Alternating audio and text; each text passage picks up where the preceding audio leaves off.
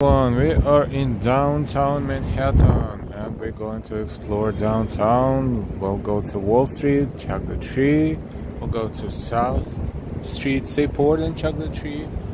Let's enjoy the downtown Manhattan Christmas decorations. Christmas season 2022. Welcome to our walk. We started early today. It's 9:59 or something, almost 10 o'clock. We are in downtown. You can see the downtown area in the Oculus right there. This is not a holiday market, but it's not fully open yet. Trinity Place and Liberty Place. Burger King is across the street. One of maybe 2 or 3 locations in Manhattan that's left. Look how beautiful this area is decorated with the tree, pine trees and other trees all lit. Very festive. This market reminds of a town square market. Same exact layout, same exact look, and same exact inventories and retailers probably almost the same or the same. We can majorly see the jewelry, hats and scarves, and Christmas decorations. But our focus today will be on everything, including how Manhattan looks today. Today is December 1st, 2022. Welcome everybody.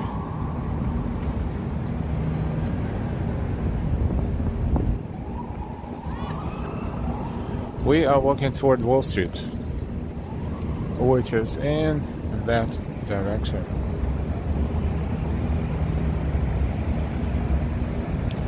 Let us know if we're live. Just say something in the chat and we will say hi back.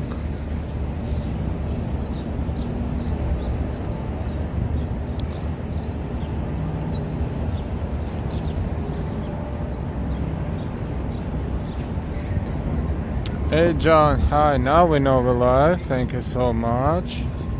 Because sometimes it's a little weird. We start and we don't see any chat and we're like, what's going on? Is it the network? Is it something else?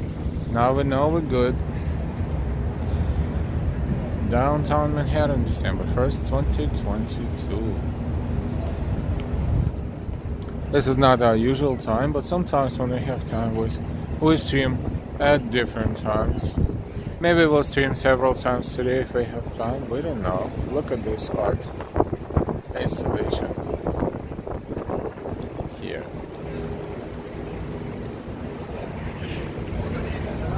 It's cold at 37, 36 degrees Fahrenheit, which is maybe 2 degrees Celsius, and it's windy.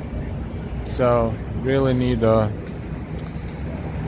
be dressed warm, and this way you are comfortable. Tourists everywhere.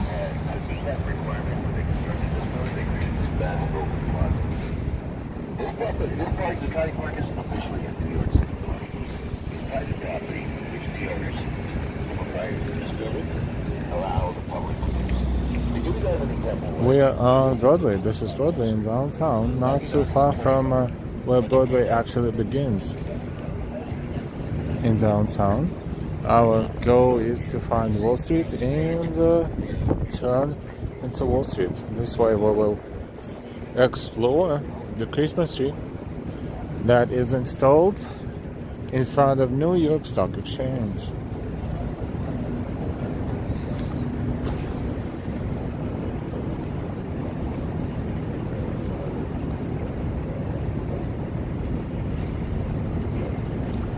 Thames Street, the old English street names in downtown Manhattan.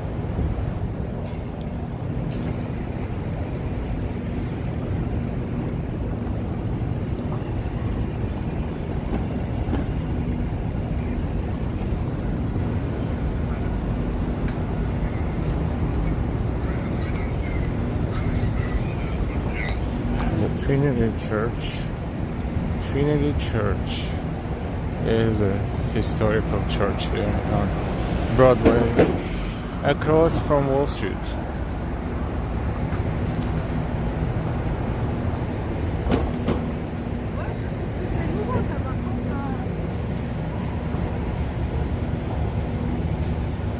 Last night we streamed from the Rockefeller Center Christmas tree lighting ceremony, and we got pretty successful with eventually finding the spot very close to the tree.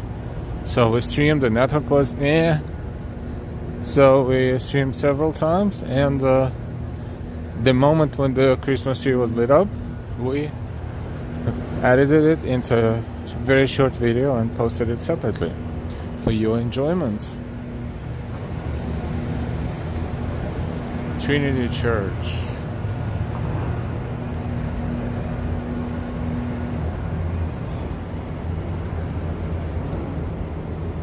Good morning, everyone. From New York City. We are across from Wall Street.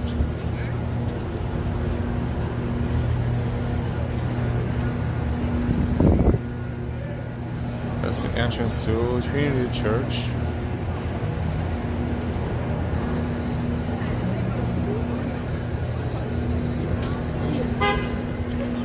And we are about to cross the street and walk down Wall Street.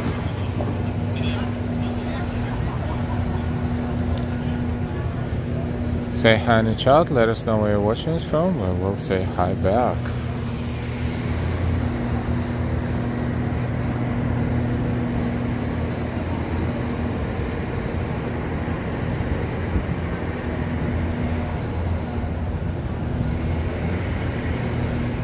The address of this building is 100 Broadway.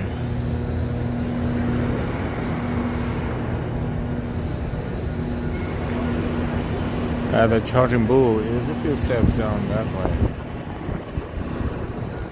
Let's explore Wall Street a little bit.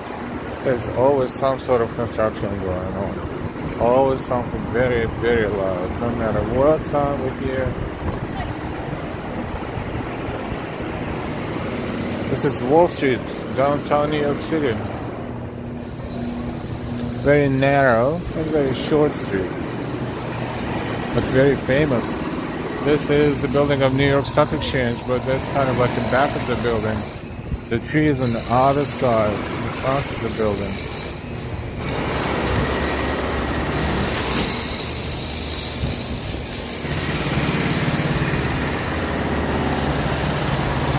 The back of the building is decorated, but the front of the building is amazing. So we hope we didn't see it yet this year, but we're about to.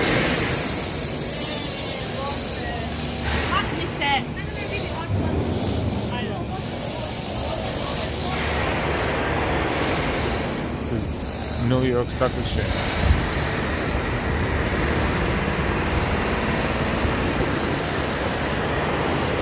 And we see the statue of George Washington at his Federal Hall. Also a historic landmark, currently under a little bit of a renovation.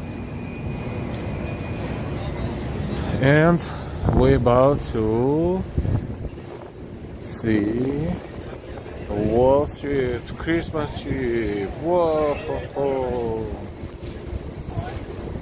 Gorgeous, gorgeous, gorgeous, gorgeous.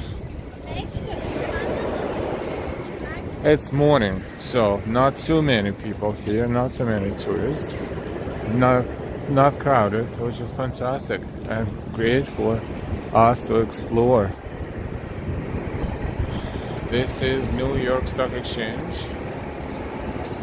and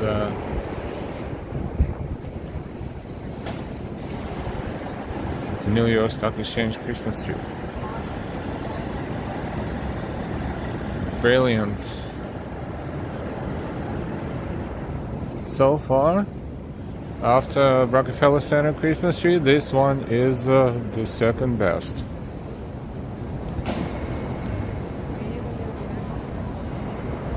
Top to bottom.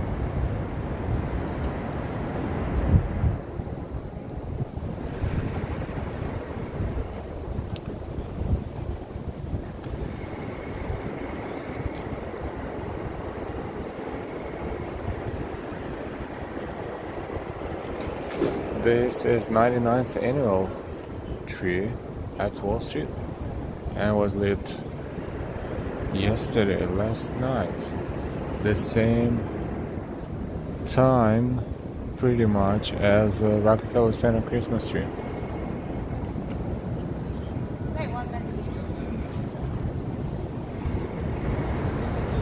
Of course, we picked geographically and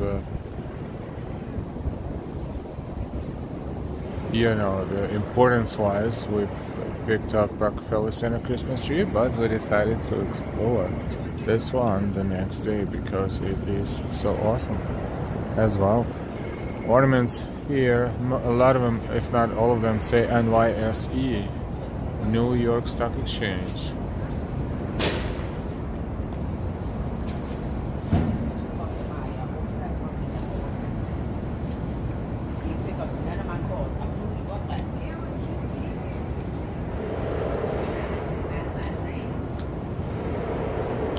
Vincent, hi! Don't forget to give us likes, guys. The more likes, the more people will discover our channel. Thank you so much for saying hi. This is gorgeous Wall Street Christmas tree. Look, it was officially open yesterday. At the same time, Rockefeller Center Christmas tree was open. We were at the Rockefeller Center Christmas tree and we stood so close. That was unbelievable, truly. But this tree is gorgeous. And we had time today and we decided that we want to explore and show the whole world the other trees. This is Wall Street tree, and also we're planning to walk to Seaport Christmas tree or South Street Seaport Christmas tree, but not before we explore this one. We will look at it from different angles and different distances. It's well worth it. Not a lot of people here, but quite a few. Looks like mostly tourists, but I'm sure the locals will be here as well. This is just amazing. Look at the view. This is New York Stock Exchange and Wall Street Christmas tree.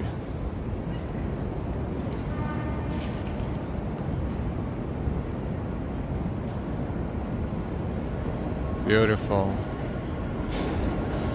You can only imagine how it looks at night, even more beautiful. Maybe at some point we'll be here after dark, but right now we're here in the morning. And this is full frontal New York Stock Exchange and Wall Street Christmas tree.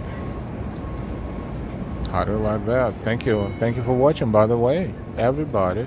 So early in the morning on the East Coast. I know it's almost the beginning of the workday. Maybe it has begun a few maybe hours ago, an hour ago. Thank you so much for sharing. I should say properly time managing yourselves, and keeping an eye on our stream as well. We really appreciate it.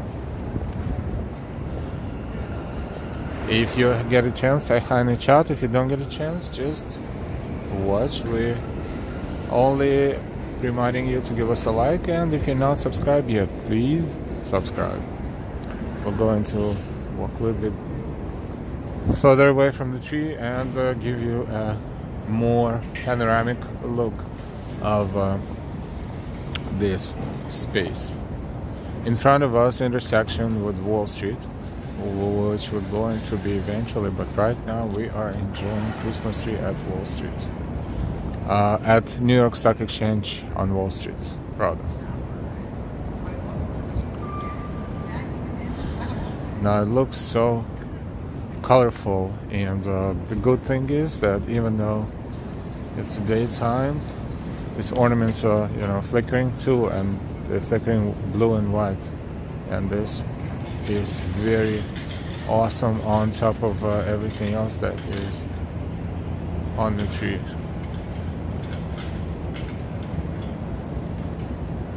There's a nice star on top, but majorly that's a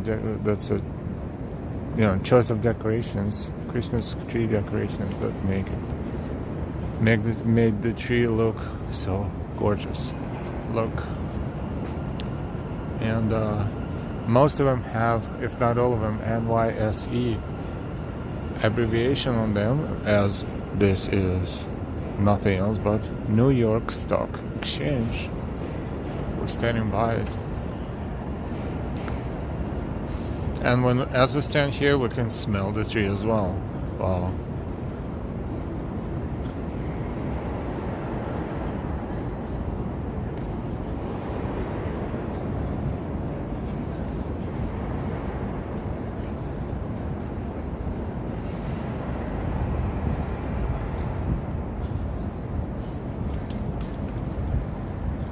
Also, of course, Kwanzaa is mentioned here and Hanukkah is mentioned on the other side. This installation is dedicated to Kwanzaa. Ambrose, good morning, happy December.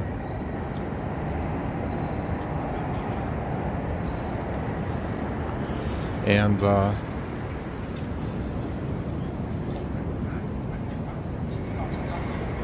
on the other side,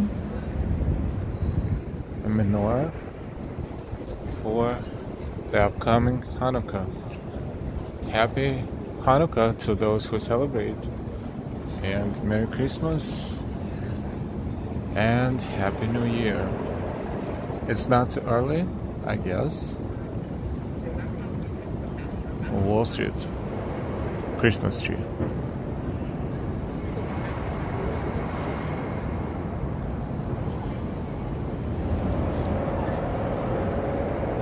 Near New York Stock Exchange, which is right here.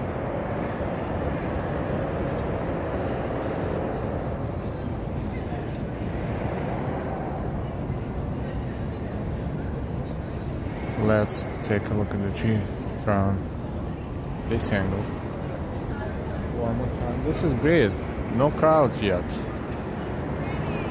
Federal Hall is across Wall Street right in front of us, and there are quite a few people, but not tons yet. Also, some decorations around New York Stock Exchange building. We are on Broad Street at Wall Street.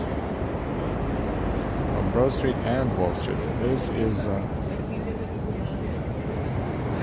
Wall Street tree. Wall Street Christmas tree.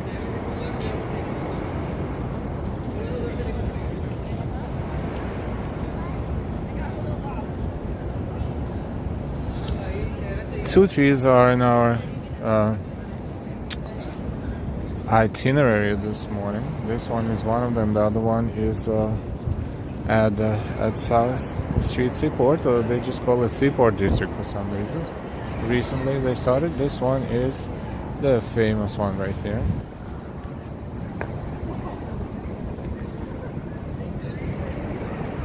You can tell if it's not busy. There's always someone who is standing just like this little girl next to her and taking pictures. But right now, standing proud all by herself.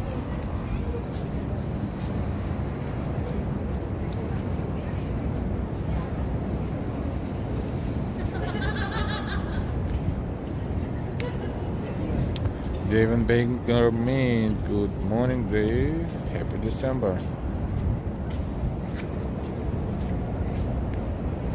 Let's see if we can get a pretty cool angle with both of them, if I can. It's probably too zoomy. Let's see if we maybe a little bit better. Yeah. How about this view?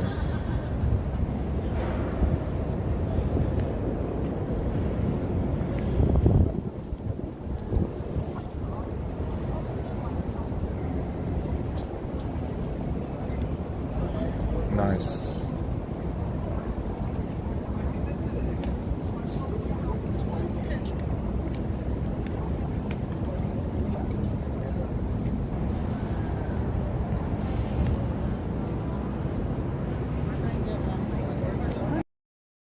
That was a decent angle. And the full description of, I think they moved this little girl over here. She used to stand a little further away because the sign that describes that statue is right here.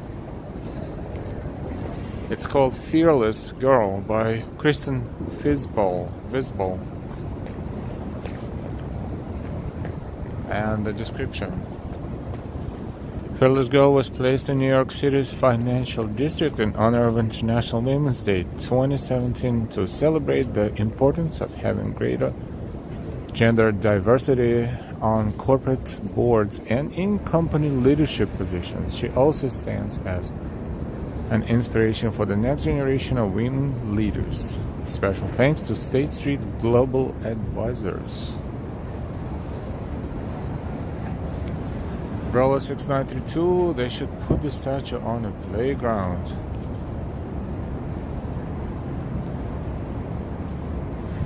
Well, we said that, we read the message. Point taken. Daisy, good morning. This is Wall Street, gorgeous Christmas tree.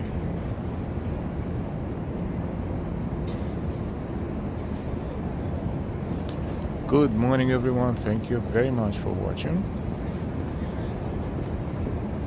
We're streaming live from New York City. This is Broad Street and Wall Street.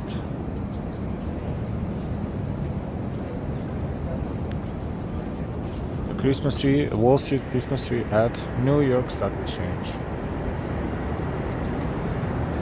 One of the two major trees that we're about to explore, hopefully today during this stream. There you go.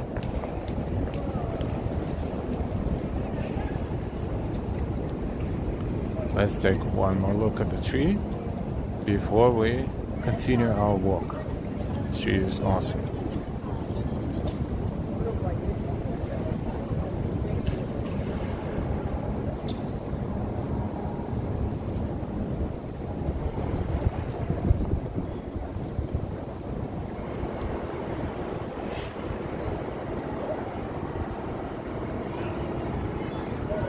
It was officially open yesterday, last night, the same evening as the Rockefeller Center Christmas tree, which we were happy and successful enough to see and stream live with some network glitches, and unfortunately we could not spend more time, but we were there when the tree was lighting up, and we were there before.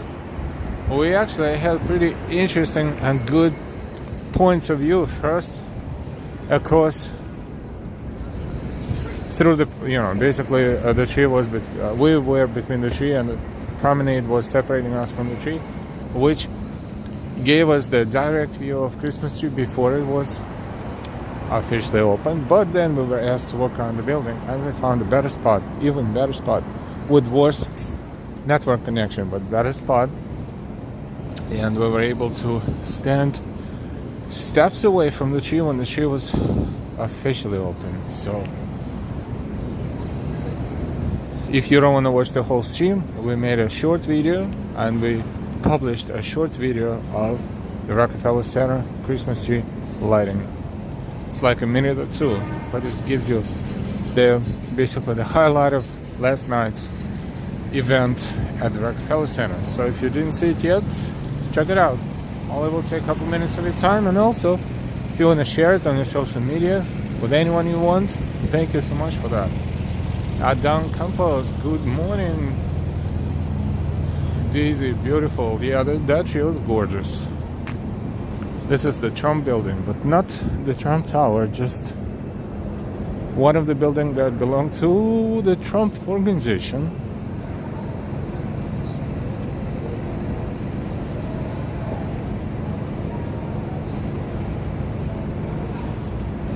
Tall.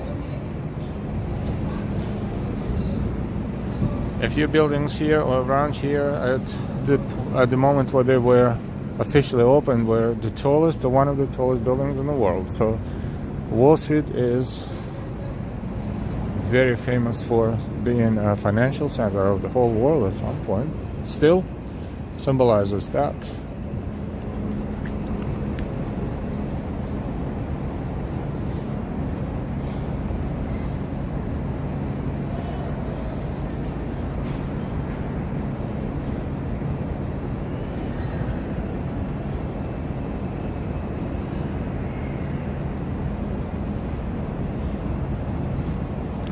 Oh, just got notification. Men on train tracks. First responders are en route to help rescue the man at 51st Street on 6th train line. Another report. Man attempted to assault man. Park Avenue on East 64th Street. A beautiful citizen app. If you don't have it, download it.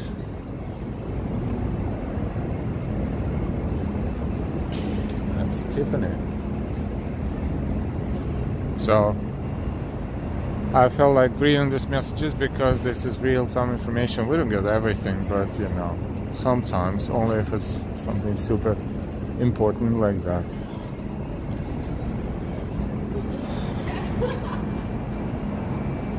This is Wall Street and William Street. Wall Street station on the 2 and 3 lines. Wall Street is very narrow, as the old architecture would lay it out, and very tall buildings are on both sides of it. So, and the street itself is very short. Like we're walking very slow, but it starts right there where the Trinity Church is across the street. Broadway is there, and the church is across the street, and it ends right there by the water. So, very short but very famous street, and it's called Wall Street, you know, because there was a wall separating the settlement from the outside world. I don't know how helpful that wall was, but that's a historical name. We're talking 1700s, 1600s, where the whole New York City was like pretty much from here into the southern tip of Manhattan, which is very small territory. Thierry Mary, hey, Sally, good morning. Santiago Parabano, hello from Argentina. In 5 hours, I'm traveling to Miami. Hey, safe travels. It should be warmer than here for sure.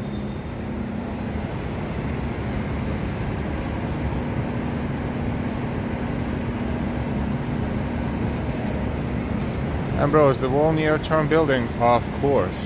Ah.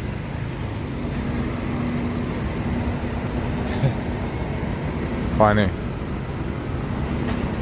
63 Wall Street, the address of this building. And very narrow side street. This is Hanover Street. Very crooked, and Friday Exchange Street. Downtown streets are, you know, messy. When you get lost, but you know, it's hard to really get lost because you always look up and around and you kind of pick something that looks familiar. If you're not sure 100%, you'll find a way. Antonio, good morning, good to see you. We just explored Wall Street Christmas tree, and we are currently walking southbound on Wall Street, heading south. Then we will at some point turn, make a left turn, and we'll walk toward the bridges, toward the South Street Seaport, or sometimes now they call it Seaport District, and they have their own tree over there, so we will check it out. Welcome and good morning. Happy December, everybody. Don't be shy, and you can always participate in chat. Say hi, tell us where you're watching us from. If you're new, let us know you're new. If you subscribed, let us know you're subscribed. If you're not subscribed yet, we invite you to subscribe. You'll get notifications when we're streaming and posting our videos. Hope most of you were able to see Rockefeller Center Christmas tree lighting ceremony and festivities, mostly on TV, of course, and absolutely awesome quality and with no network lag. But we were able to stream too, and we were standing very close to the tree when the tree was actually open. So, Saga UK, good afternoon, Alan, everyone, good afternoon to you, and still good morning to us. It's 10:28 in New York City, and I'm sure in UK it's about 3-4 o'clock in the afternoon. So, good afternoon. Ruben Quinones, good morning.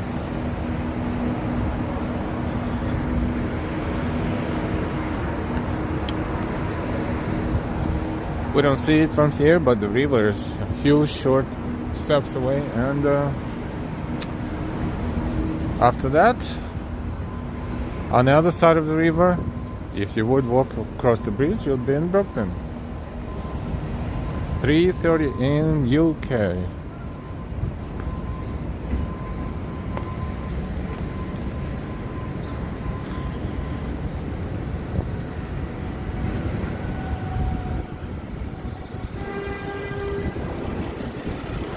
So we're going to walk around the block, and then we will walk toward the water, and from there we will head east toward the bridges. Ambrose, yeah, everyone. Al lost the live stream just after the tree lighting. Actually, perfect timing. Thank you for all of you for keeping the fingers crossed. That helped. Firstly, no, we lost it first time. We lost it probably about 20 minutes before 10 p.m. So that was a bummer. But then I was like, no risk, no fun. Governor Lane. So we restarted the stream, and lo and behold, my only hope was not to lose the signal before the tree is actually lit up. And when the tree was officially open, a minute after that, no, not a minute, but maybe a few minutes, boom, dropped again. We tried to restart again, but at that point there was a super dead spot, so there was like 40 seconds, and that's it. Nevertheless, we kept all three on our channel because they're all great memories. There's no point to delete any of them. They're very visually pretty. But for everyone's convenience, we also created a short video that we actually recorded with in high definition and posted it. So it's even better quality as our streaming quality. The moments before the tree was officially open, and the minute after the tree actually, presented itself in full beauty. So that video is available also on our channel. So Ella loved the Bryant Park Christmas tree lighting with the cicadas and the fireworks. To be honest, I'm going through a lot of, in a good way, good sense, fantastic experiences. I wish I could share it more with Delilah, but she is busy and all kinds of different schedules and everything and this and that. I'm glad I was able so far to share the stream with her when we were in Brooklyn Botanical Garden. That was awesome, but other than that, I'm just all over the place, and I'm just right there. That makes me feel like I'm a little child, and this is all a beautiful fairy tale. Celine Liao, I'll come here for studying next year. What a nice city. Hi, thank you for saying hi. Cynthia, hello, how's the weather today? Oh, you're almost like setting up the Siri on the iPhone. How's the weather today? Cold, about 38, also 37 Fahrenheit, 2-3 degrees Celsius, no, about 2 degrees Celsius, windy, and seasonably cold, but if you as long as you're wearing layers, you're good. East River. This is New York City Ferry that connects and heliport right there as well. maybe see helicopters. Let's walk that way first. New York City ferry that connects points between Manhattan, Queens, and Brooklyn, and Staten Island. Don't mix it with the big, huge orange Staten Island ferry that is free and connects downtown Manhattan. Oh wow, with Staten Island. So yeah, I was going to say that Delilah would have loved it. Always great seeing her. Thank you. So I'm happy, to present it to the whole world, and of course you can watch it as well. If you can, live. That's heliport right there. So helicopters taking off, and let's just take a look since we're close, and then we will turn and walk toward the bridges right there. See two bridges, Brooklyn Bridge and Manhattan Bridge.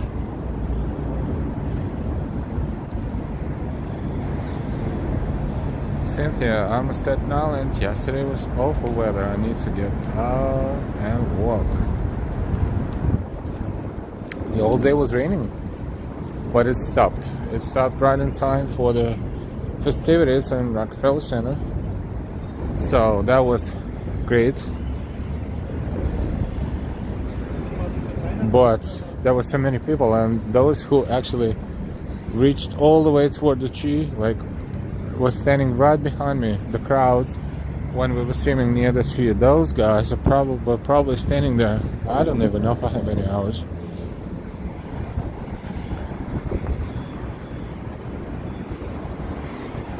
Another bridge you might see from here, yeah, right there. That one is Staten Island, Verrazano Bridge, connecting Staten Island and Brooklyn.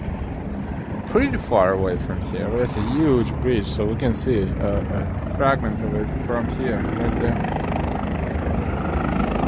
And another helicopter is probably about to take off.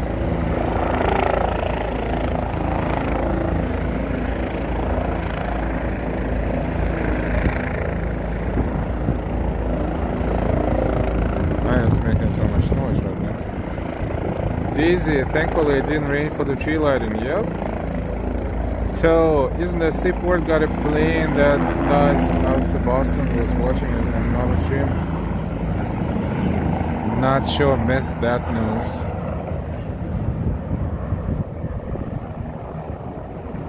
Pretty cool. Staten Island Ferry, by the way, is right there. You see the older building in front of the taller building. The taller building behind the older building is Staten Island Ferry Terminal, and the one in front of it is also Ferry Terminal, but the older one, now it's used to connect to Governor's Island and places like that. Yeah, JFK Airport probably, and there's another one. Is this one? That one is coming back, about to land. Perhaps, yeah. We'll watch this one land, and then we'll continue walking. Oh, city tours perhaps too. Thank you, Ambrose. Cynthia, you can go to Governor's Island even just to take the ferry and back. That would be one of the options for the future walks. Thank you so much. Not a bad idea. Okay.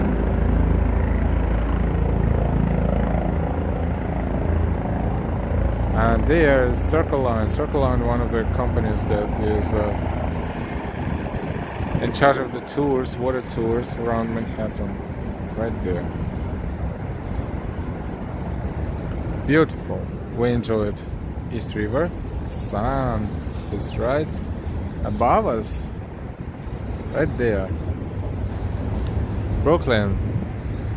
Areas of what would that be? Williamsburg, perhaps? Greenpoint? That's not over there behind the bridges on the other side. Downtown, somewhere there, deeper inside the landmass. This is the highway on the east side of Manhattan.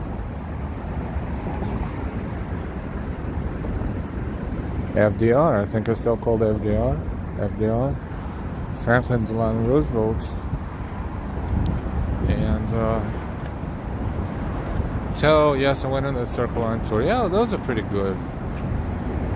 These time the helicopter flies so in my neighborhood, so low that I think they are going to crash. Yeah, they sometimes scary. Simply inside of the Governor's Ferry Terminal, they have a Joe's Coffee and Restaurant. Have a wonderful day. Thank you. Oh, that is important. Knowing the facilities and their location is very, very helpful sometimes. Thank you so much, Cynthia.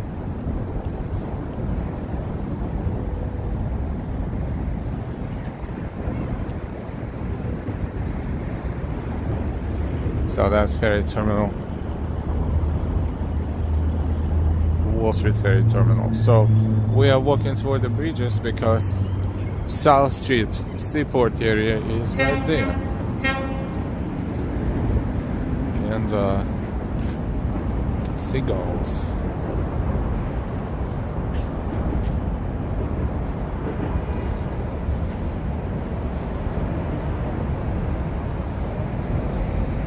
Camera shy.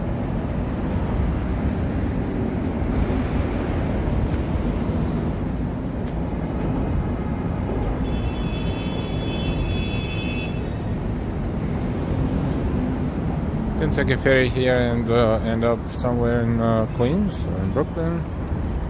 That's a very quick ride to the next stop, I think. In Brooklyn, it's like a few minutes. Those who live around this area, it's easier for them and works easier for them to take the ferry than take a train or a bus.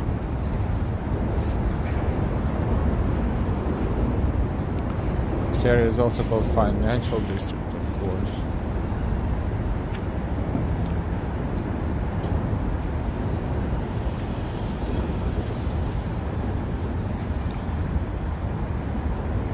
If we walk into the terminal or near the indoor area of the terminal, we'll get a better view of Brooklyn side.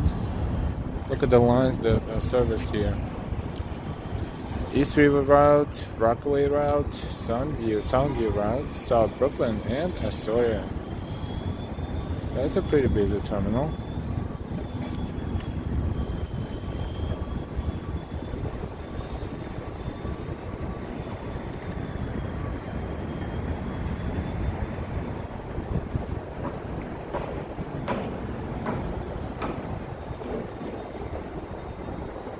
Wall Street, Pier 11.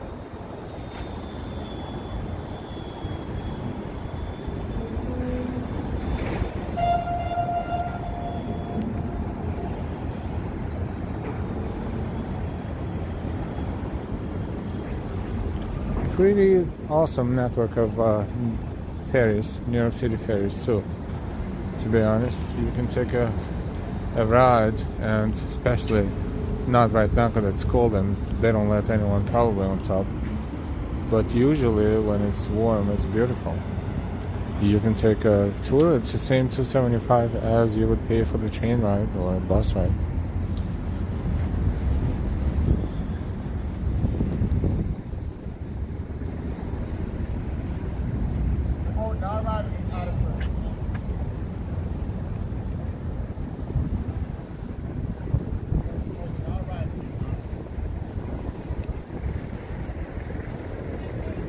Pretty big terminal, and a lot of vessels can dock here if they want to. Not huge ones, but you know, the ferry type of vessel. Hola Armando. Geez, I think the seagulls enjoy this weather. I see them mostly this time of year. So the ferries, New York City ferries. So I live in the Midlands of England, and I even see them here, the seagulls, I mean. Whoa, they like to travel.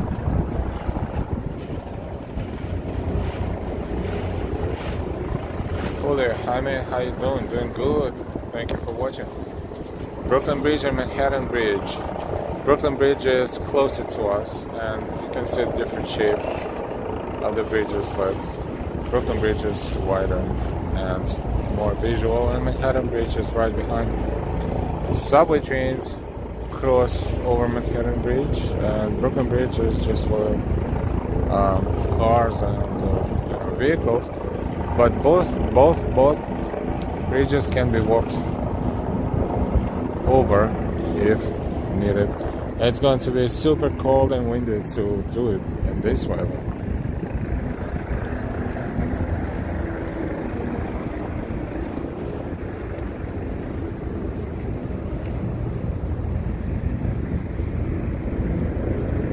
Brooklyn Heights, right across from us, and they have their own promenade that you probably can see. It's right above the water, with you see the cars and big vehicles there, but right above there's a pedestrian kind of waterfront, but above the water level, and that is the Brooklyn Heights promenade. Gorgeous view of Manhattan from there.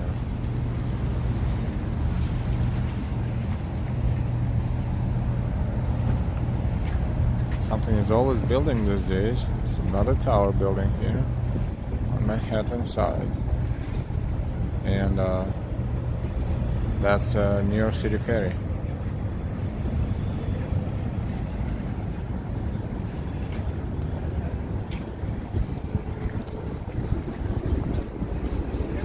Let's connect extended battery, and for that purpose we will put the camera still for a moment, and then we will continue.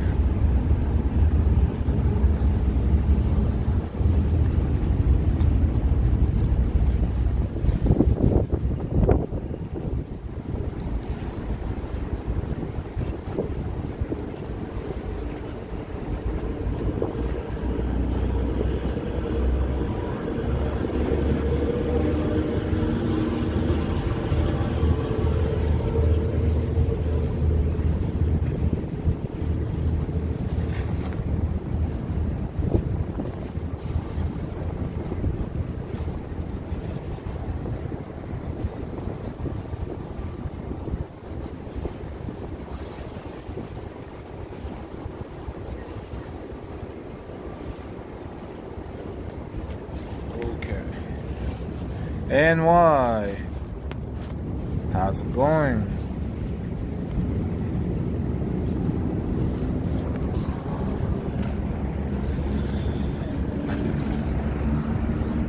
We are now walking toward the bridges, and our next goal is to explore the Christmas tree over there that opened on the 29th, 2 days ago. The same evening Bryant Park Christmas tree was open. See, they're competitive even at that. Instead of just, dedicating an evening specifically for one major tree, they had them together.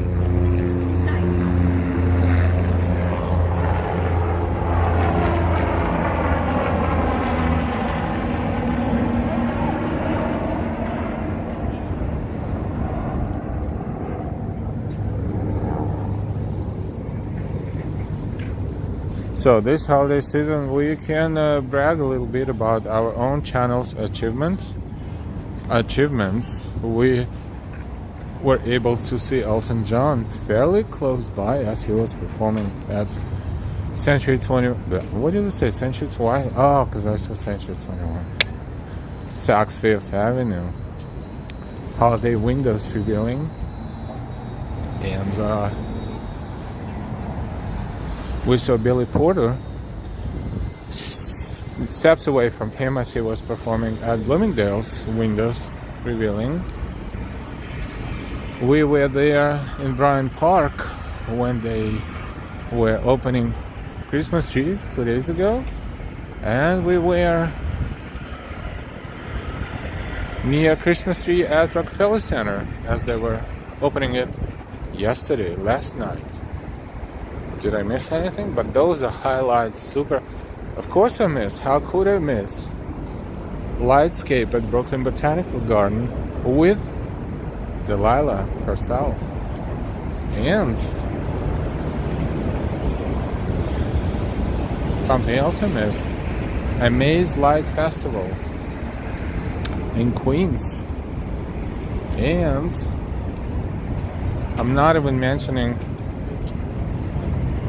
what we did before the Halloween. So I think we're doing pretty good. What do you think? Eric Neuftois, bonjour. Thank you for watching. Give the water and pigeons.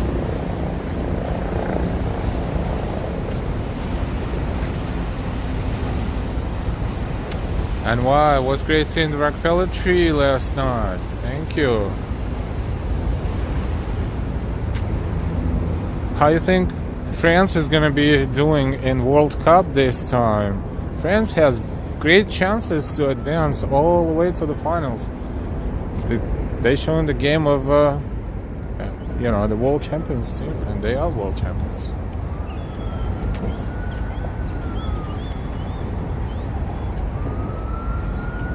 Luis Chiari, saludos desde Panama. Buenos días. Buenos días, Luis. Thank you for watching. And bienvenidos.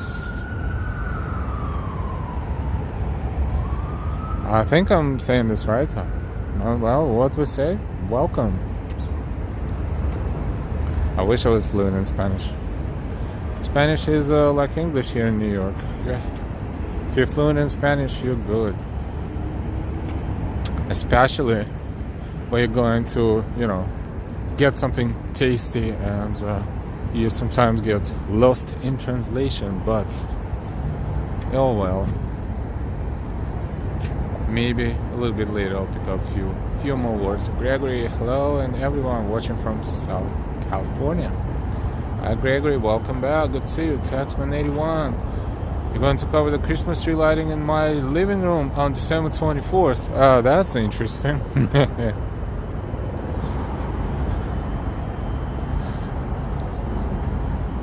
Some streamers do that, actually, I think.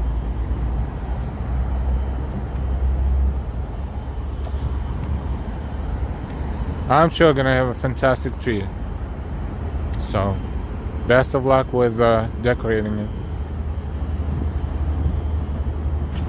Why December 24th? That's kind of too close to Christmas.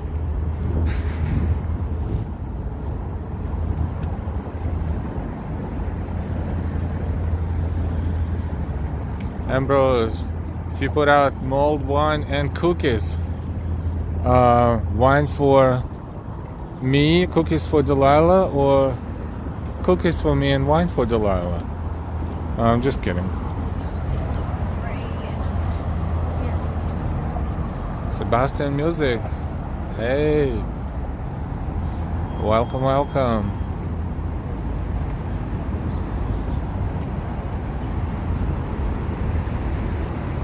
I think one of those vessels over there is called Ambrose, if I'm not mistaken.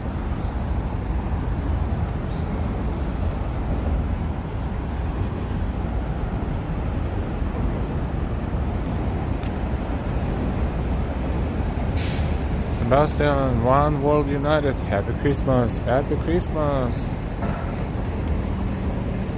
Happy Merry Christmas and Feliz Navidad. And Happy New Year. Feliz Año Nuevo.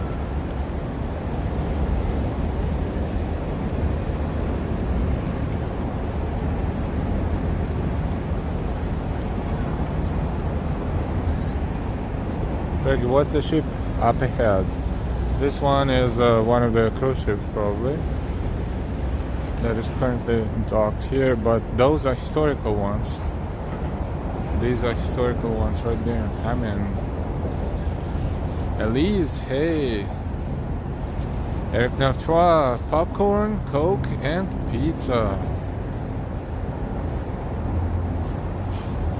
Let's go take a look. South Street is right over there, and the tree is very short walking distance from here. So we're almost there. But before we go there, let's explore the area around here. This is Pier 17. They used to have a mall that was standing on the same spot where the newer mall is right now. That one got severely damaged by Hurricane Sandy and had to be rebuilt.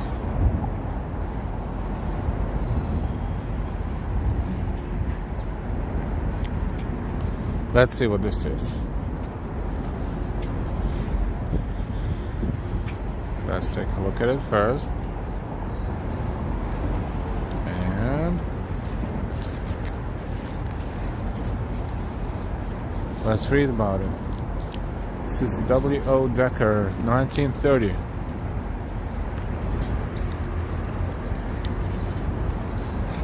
The wooden tugboat was built in Long Island City, Queens in 1930 for the Newtown Creek Towing Company.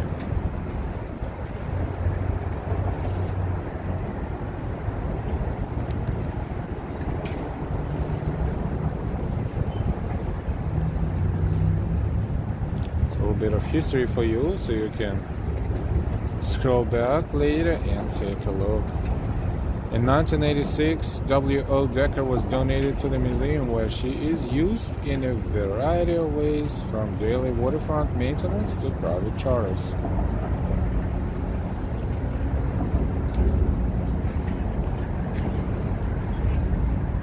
Guess what? This was this guy, right? This girl right here. She is right there. But the big one is a wave tree, and this one looked like a pirate ship, really, but it's not. It wasn't, I think. It was built in 1885. Wave tree was built in Southampton, England. Hey, UK. Wave tree was built in Southampton, England in 1885 for R.W. Leland and Company of Liverpool. She was first employed to carry jute used in making rope and burlap bags between eastern India, now Bangladesh, and Scotland. When less than 2 years old, she entered the tramp trade, taking cargoes anywhere in the world she could find them. After sailing for a quarter century, she limped into the Falkland Islands in December 1910, famous islands, having been almost totally dismastered in a gale off Cape Horn. Rather than re-rigging her, the owners sold her for use as a floating warehouse at Punta Arenas, Chile. She was converted, what a history! She was converted into a sand barge at Buenos Aires in 1947 and acquired there by the South Street Seaport Museum in 1968 for eventual restoration for her appearance as a sailing vessel. Oh, what a history!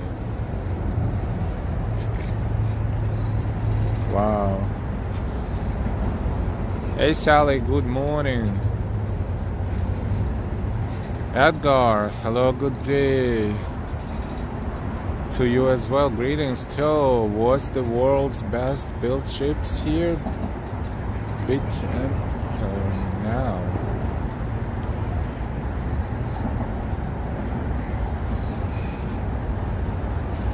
Southampton, yeah. The world's best ships at that time was built in Southampton, England in 1885.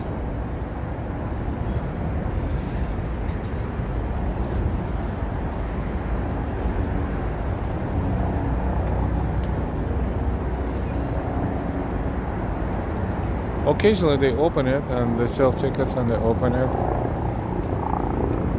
It's a museum right now, but I don't know if they have it. Currently it looks like it's closed. Looks like. But then they have a welcome thingy and then South Street Seaport.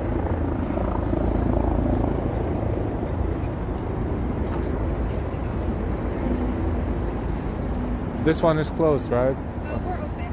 You open? How Yeah. much is the ticket? It's free. Really? Yeah, it'll be in 2 minutes. Now we'll have a tour. It'll be about 20 minutes in length. Oh wow. Yeah. Is it okay if I have a camera as well? Yeah. Thank you. So I'll wait. Or you should just sign up here. Oh, okay. Okay. Shall we do that? Let us know if you want to tour the ship. Would you like to do that? Or would you like to go see the tree first? Fun feeds. Merry Christmas. Free. Yay. My only concern is that they will have a tour and I'm the only one here. So I will feel, kind of like, is it just for me? No one else is here. What should we do? What should we do? What should we do? Taxman says yes. Kevin, sure. Coffee looks as nice as Rockefeller Christmas tree. Mazloom.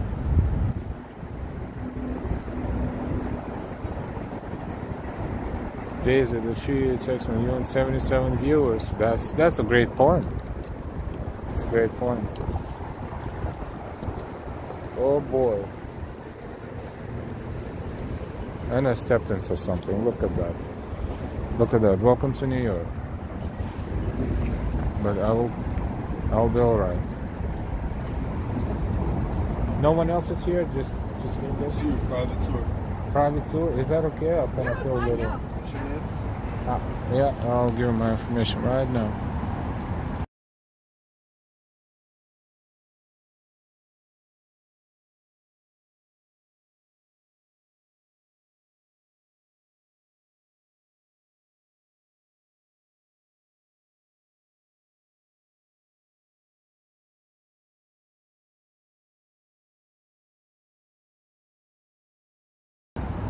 Thank you.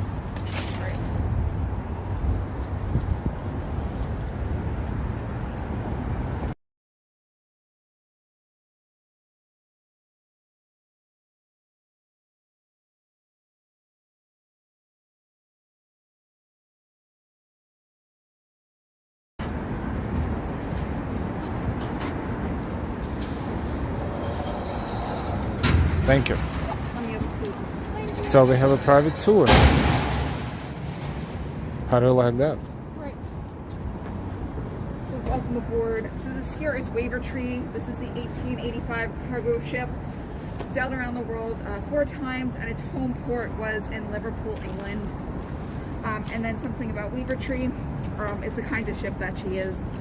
She's what's called a tramp freighter. All that means is that she sails around the world. Mm-hmm. So she's sailing from port to port, picking up, dropping off, picking up, and then dropping off again.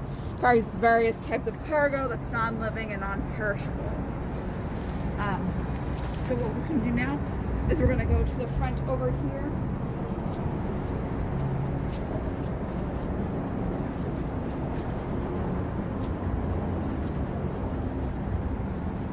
NY? Yes, cool.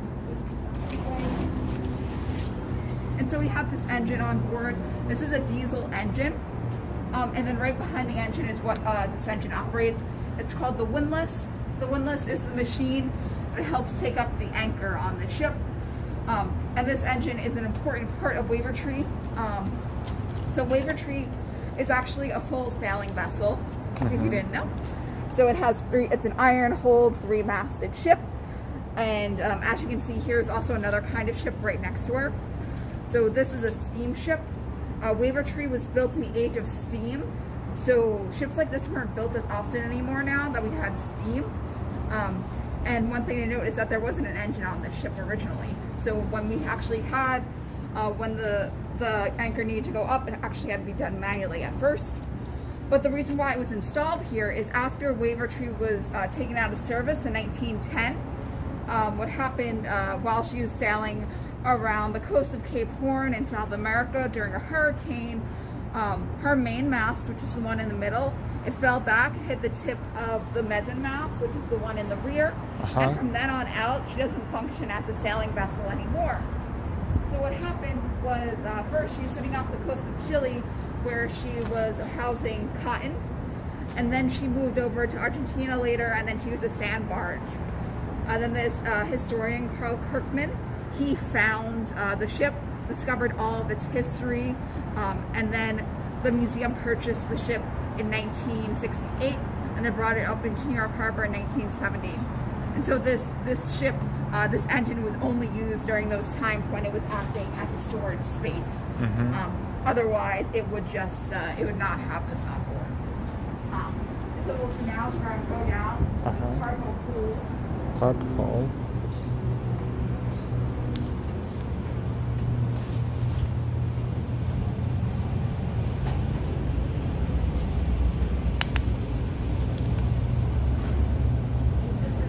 This is the tween deck for Waiver Tree. It's not set up like a tween deck would look like. This is actually acting as a workshop space currently. We have volunteers who actually come here all the time to help us keep our ship restored and looking like they do back in the day, which is why the space currently looks like this. But when this was a tween deck back in the day, what they would do is they'd have things like cobblestones and bricks that they can move throughout the ship to help keep it balanced out. But cargo can also be used as well, and obviously those bricks that they have in here, they can also sell them when they get to shore too. So what we'll do now, we're going to actually go down to the cargo hold. Whoa.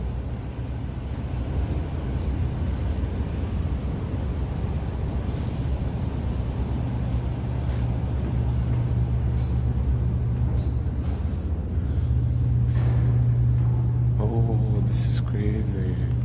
Wow. And so this is the cargo hold for Waiver Tree. And so the way that cargo gets taken, gets put into the cargo hold is there are hatches. So there is one right here in the front of the ship. There's one in the middle, which is bigger than all the other ones, and there's also one at the very end of the ship too. And then the way that they'd get up and down, they'd actually use these ladders. So we have this one ladder in the front, and there's another ladder that's in the back of the ship as well. And the way that things get lowered or raised into the cargo hold, I have the picture.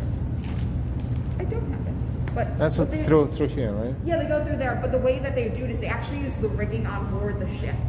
So they there are these things called blocks, which basically have pulleys in them. So that way they attach those to the rigging, and they can take things from land onto the ship, or take things from the ship onto the land. There was no like crane sitting outside on the dock for them to take things on and off. It was all just done with the ship's rigging. And then what would happen is when things are stored, there'd be wood laid down on here at the bottom. And then, you know, things that Waiver Tree carried would be things like wood, lumber, coal, nitrate, kerosene, wheat, jute. Mostly bulk cargo. And what it would be in is obviously things like crates or barrels. And those things would be stacked on top of that wood here. And this is the way shipping worked all the way until the 1960s. In the 1960s is when we see the change in the rise of container ships. But still, bulk cargo is actually still stored below decks. And then one other thing to mention while we're here is in the middle there, you see that there's this container. Yes. So that holds the drinking water for the men on board the ship. Normally there's two of them. They actually sit upright, and there would be a pump where the square hole is to pump water to the main deck. When the ship's actually under sail, none of the men are in the cargo hold or on the tween deck. They would stay on the main deck. Before we go up, do you have any questions? No, everything is just fascinating. Yeah. Thank you so much. Yeah, no problem. So we're going to head up and then go check out the book. Sure. Hey, the Mighty Bull, how do you like that?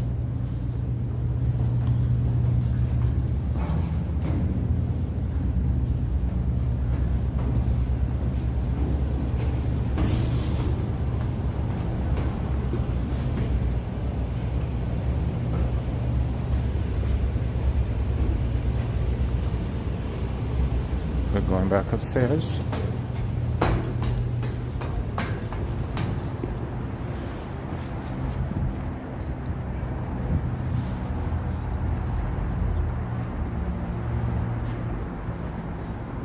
Right. So this here's the forecastle. So this is where the crew would have slept. So for Wavertree, the crew was 30 men in total. 20 of them would be in here. Those other 10 were a mix of officers and people who had special skills. And here's examples of what the forecastle would look like when the men are inside. And one thing, you know, obviously this is a sailing vessel. Life could get difficult, especially in rough weather. So there's this image here of some guys on a yard, you know, trying to get the sail tied down so it doesn't get damaged.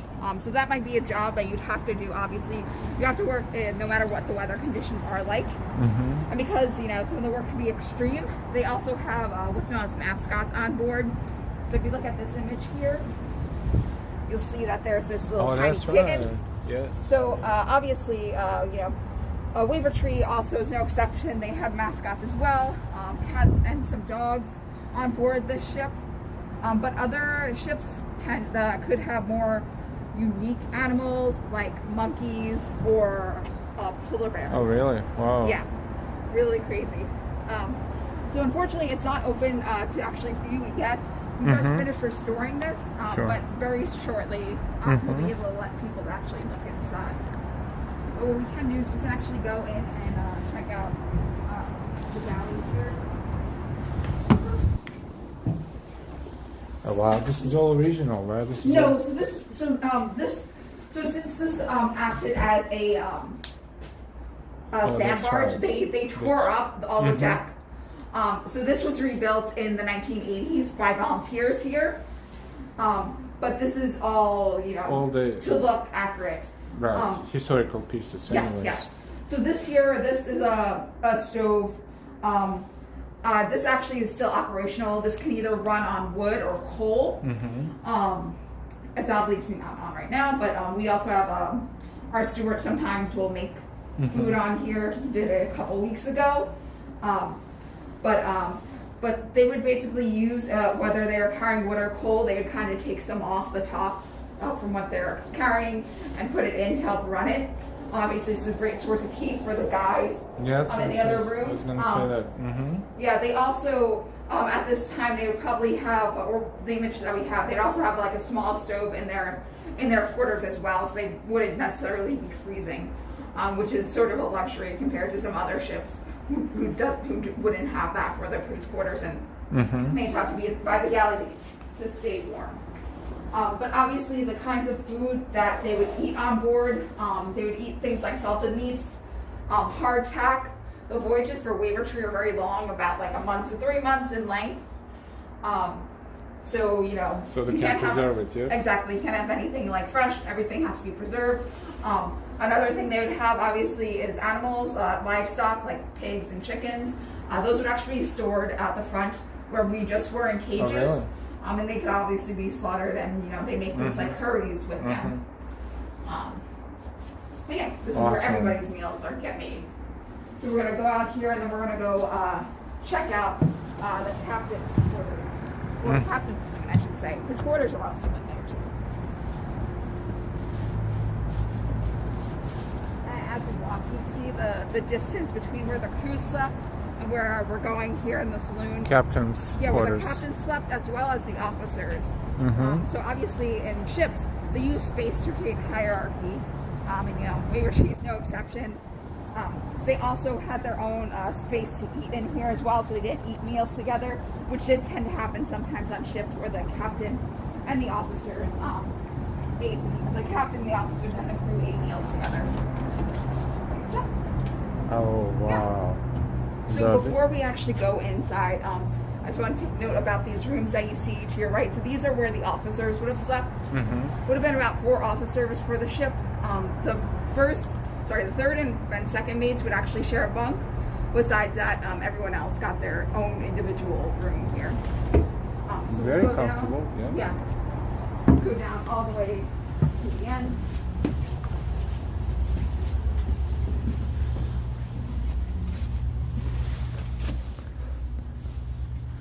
Oh, this So this is looks... the captain's saloon.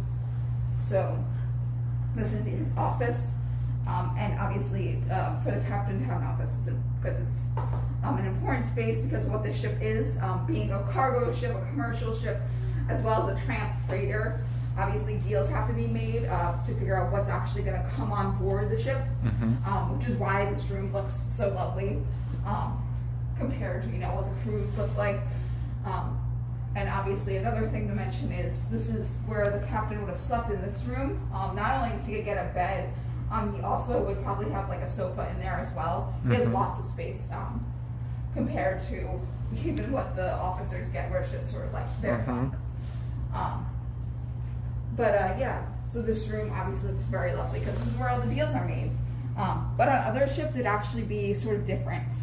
So like on a tugboat, for example, the nicest room on board that ship would actually be the engine room. Because obviously it's the engine that's selling the ship for you. And then you'll notice there are these other doors around as well. So these other rooms would be used for the captain's family. Since the Wave Retreat takes very long voyages, his family you would had a family here too. Yeah, his family would come along as well sometimes. And there's obviously sort of on ships, the women normally don't do anything on ships. They're usually not allowed. But there have been cases where temporarily women have stepped out for their husbands when they were ill. But yeah. Do you have any questions about this room? No, we all good. Amazing information. Thank you. Thank you. All right. So if you're ready, what we'll do is we're gonna head up and check out the quarterdeck. All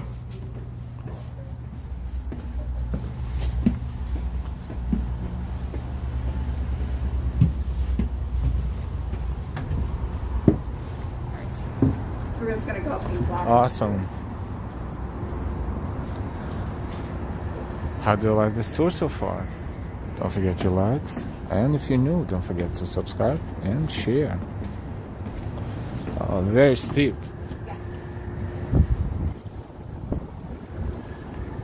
Ambrose is right there.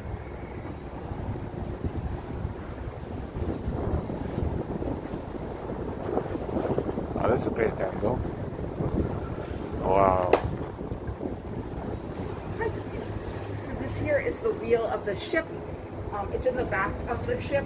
The reason why that is because it's directly attached to the rudder, which is below here.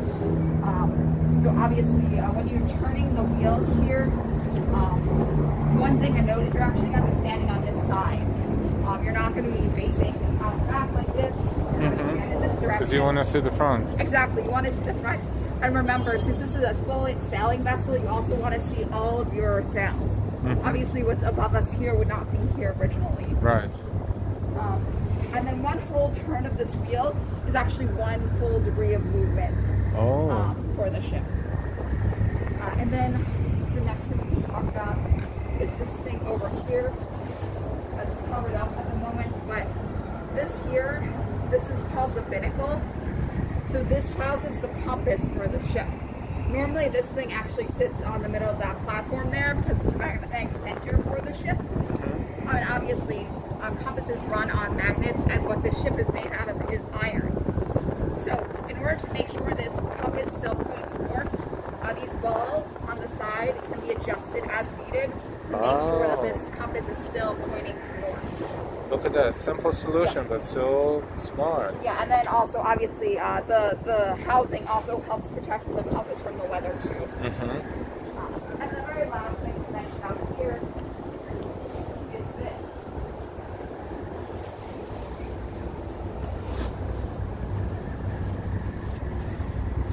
So this here is the capstan. Usually people know this is the thing that helps bring up the anchor. For this case, it's not used for the anchor because of its location. But what would happen here is they take this rope, they wrap it around the barrel here, they take one of those, they stick it in, and they push.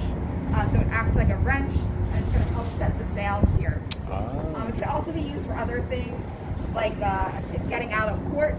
It's another example. And maybe they use it to take things on and off. Just really anything that they need to, they need a wrench for, a big wrench. There would also be another one over there in the middle too. So there'd be multiple of these capstans on board the ship. Do Awesome. you have any other questions? No, we're good. Thank you. Perfect. And head down here. And just be sure to treat these like ladders, so just face when you go down. Yes. Backwards, right? Yeah. Okay. Just like this.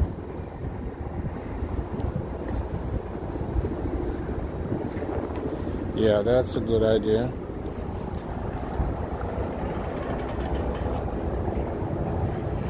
Otherwise, very easy to lose the sense of balance.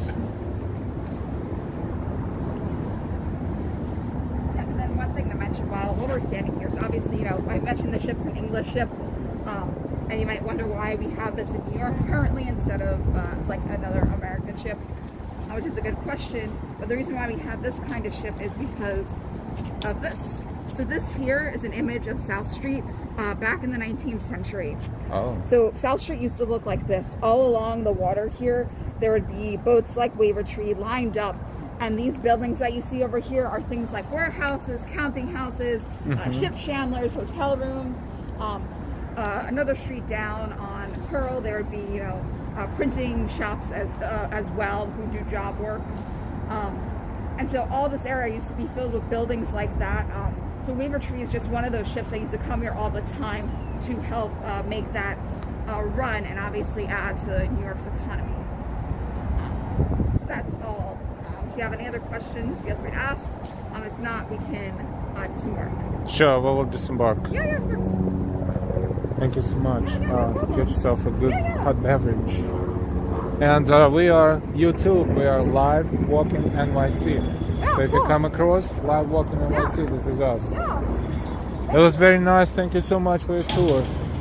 Stay warm. Yeah, you too. Thank you.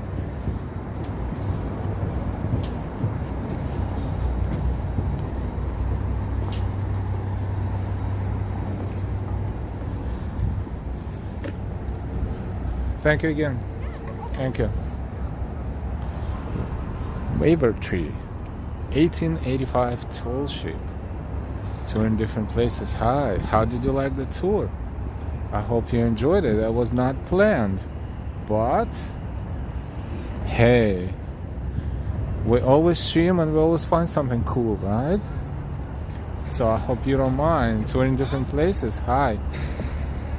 Norm Roberts, love the old ships. Ambrose, imagine it a whole lot rockier. Oh, Norm, hello from Bangor, Pennsylvania. Toe, whoops, love it all. Let's just balance out. Oh, beautiful gimbal. Daisy, very interesting. Taxman 81, wow, we just had a private tour. Way to go, Al. Of course, we tipped her because she deserves it. She works hard, it's cold, so we gave her a few bucks, more than a few, so she can get hot beverage and she'll be happy about doing what she's doing. It's always important.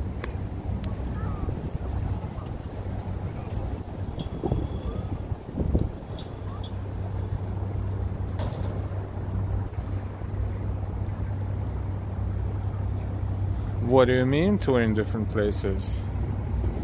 The Mighty Bull, watching, listening, hitting the like button. Taxman everyone, wow, we just had a private tour. Yeah, we had a private tour. Can't believe it. We just came in and that was a private tour. This is a huge vessel.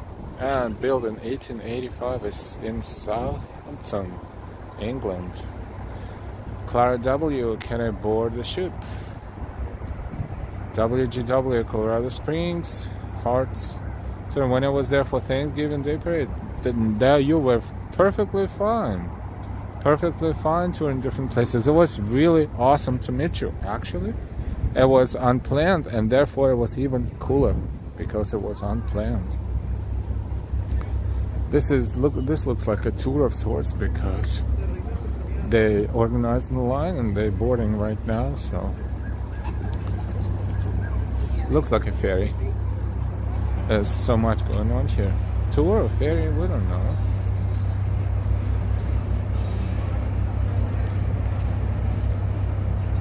So everything is fine, two in different places. That was great. Thank you. The Mighty Bull. Thank you so much for the tip. Thank you. As always, thank you very much for supporting our channel and watching, listening, learning, enjoying, sharing. Waver Tree, Liverpool. So I was originally assigned in Liverpool, England.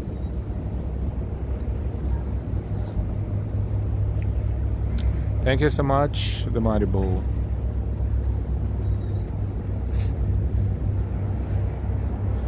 Pier 17, oh, I think they still call it Pier 17 now. They should rename it, because Pier 17, what was here before, but I think it's Pier 17. It's a historical name for this one. I don't even know if I ever toured this one, so that was great. Or maybe I did years ago. Good refresh and great information.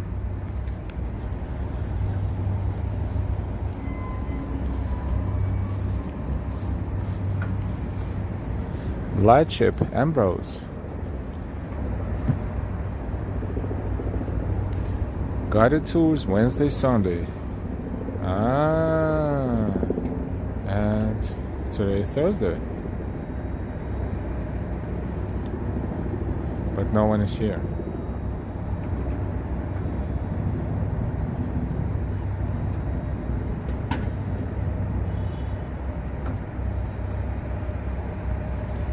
But we'll take a look from the outside.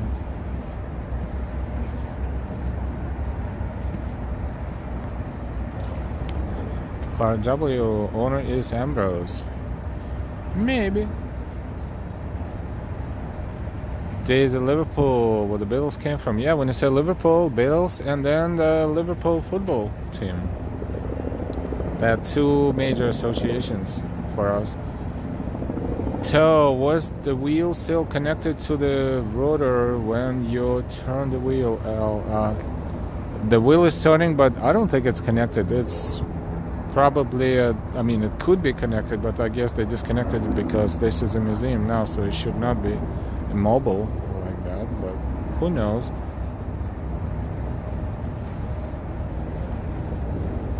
Daisy, that's the best thing that came from there. The Beatles.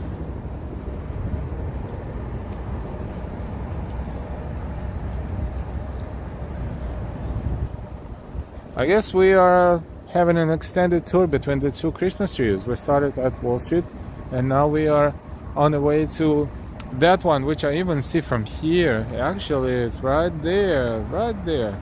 And we'll be there very soon.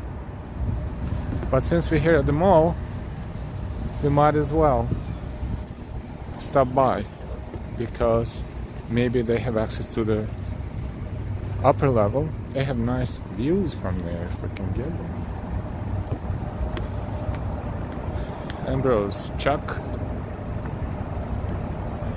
Clara, love walking with your mask. What accent do you have? Sorry, I forgot. That was Chuck originally, but it has mutated over years, so now it's a little bit of everything accent.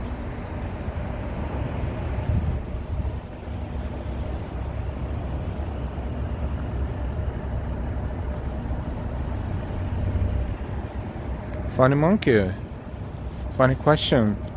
It's everywhere. We just need to look for it. Seriously, we started with the Christmas stuff and we will continue with Christmas stuff. We're just exploring downtown area in between. No, it was Czech. Like Czechoslovakia.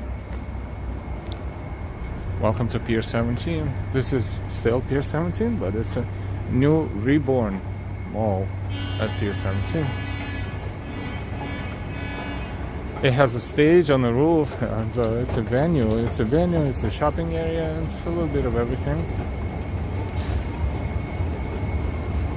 The old mall didn't look any of like this one looks, but I guess it was more vulnerable to the forces of nature, unfortunately. Is it having trying to figure it out where you are from? Oh, from all over the place at this point.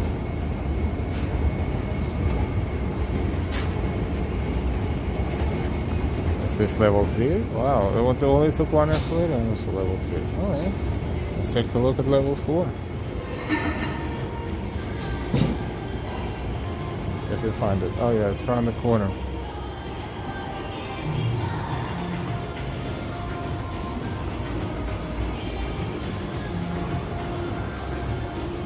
So this is Pier 17 Mall.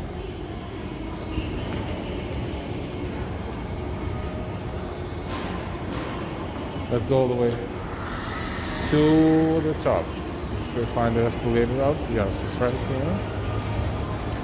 Daisy International. Yeah, a little bit of everything.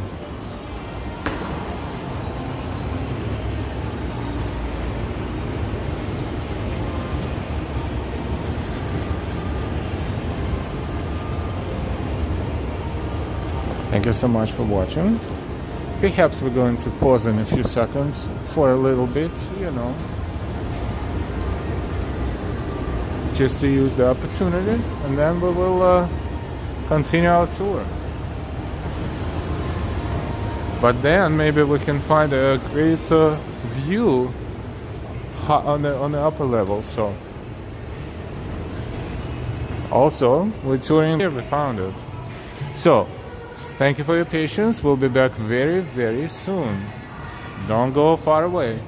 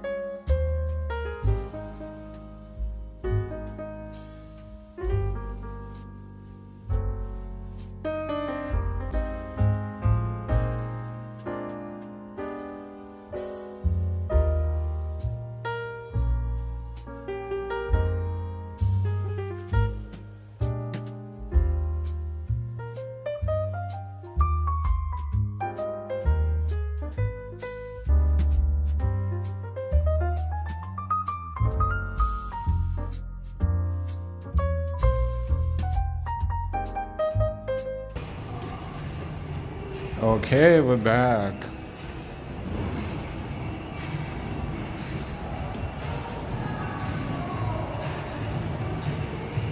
We are back. We're going to take the escalator to the upper level, and the view of the bridge is hopefully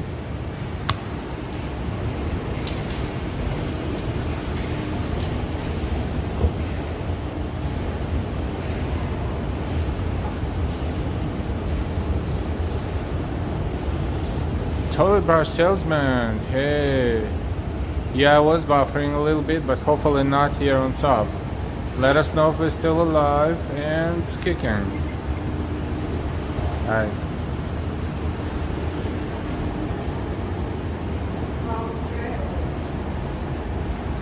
Thank you. Oh, beautiful. Now we're going to enjoy this. Hopefully the network will allow us to do it. Can you hear me now?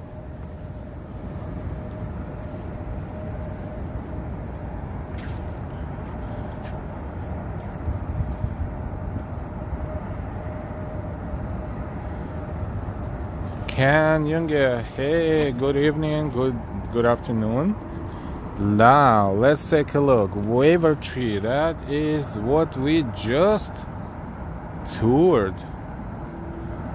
Eileen, hello lovely people. We were right there touring that. That was a private tour, but I was the only one there. And we got the dedicated tour.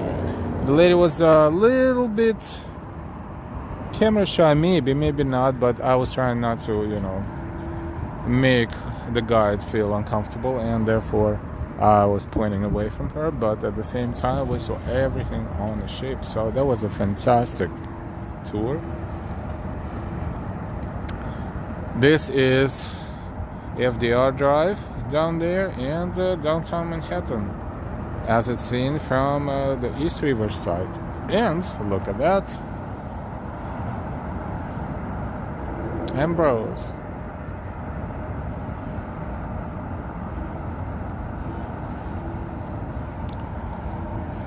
It is beautiful and it's sunny.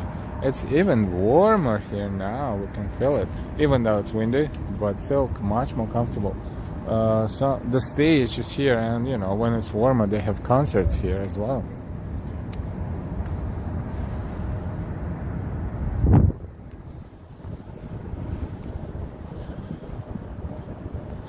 Let's take a look. Thumbs up, bros. Thank you. Let's take a look at East River and the bridges.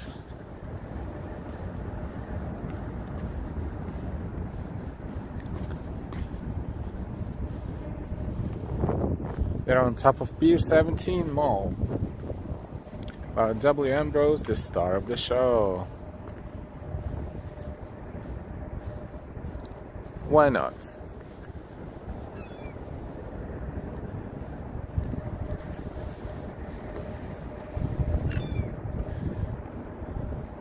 Brooklyn Heights is the area of Brooklyn across the river from here, right directly across from us.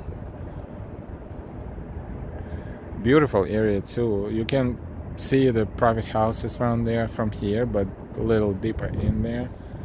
When you browse, let's say take a subway train and you walking toward the promenade, you see how nice that neighborhood is. Brooklyn Bridge is there, and behind Brooklyn Bridge, it's Manhattan Bridge. Daisy Ambrose Day.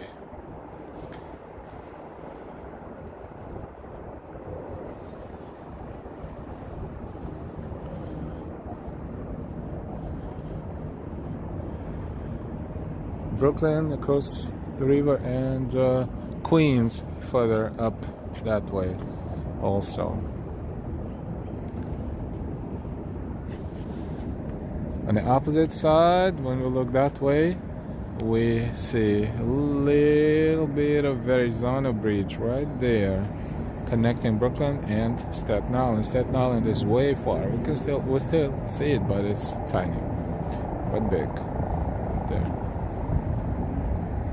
Heliport, we see helicopter here, helicopters, and we can also see Statue of Liberty from here, because it's so tall that it is raising above those ferry terminal buildings, even though it's in the middle of the water, right there on the like if you take a Staten Island ferry from there to Staten Island, actually that orange one, right there.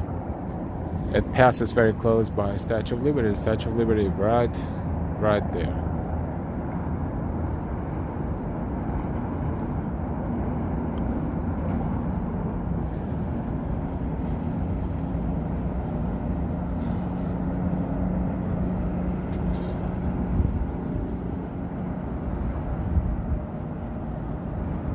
Joseph L. Do you know about South Street and Peck Slip? Not in details, not enough to give a professional tour, but we're always open to read the information that our chart provides for us as well. So always happy to share the information and exchange the information. Welcome everyone. We are touring downtown Manhattan. We actually planned to walk from Wall Street, Christmas tree, or New York Stock Exchange Christmas tree. Not even sure which one is the proper way to say it, and because they right there. And South Street Seaport tree, which we will walk to right after we exit from here. Unfortunately, we don't have access to the other side of the floor because of the construction that's going on. But Brooklyn Bridge is right in front of us, and Manhattan Bridge behind.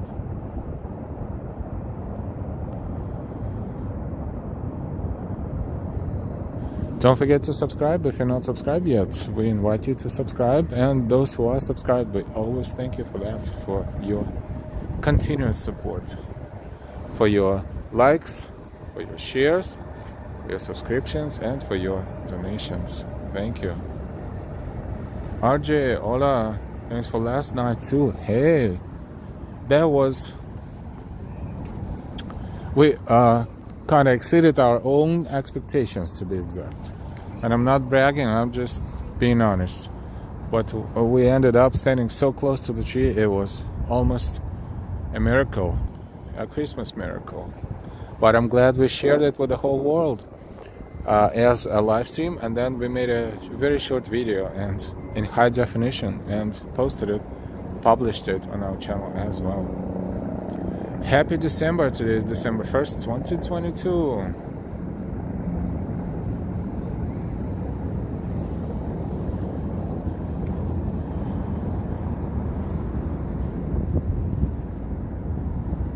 Or maybe we can approach the other side.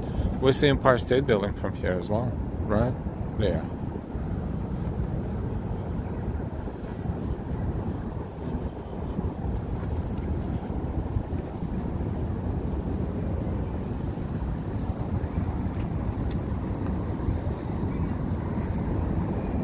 Awesome. So we can get a better view of the bridges right now.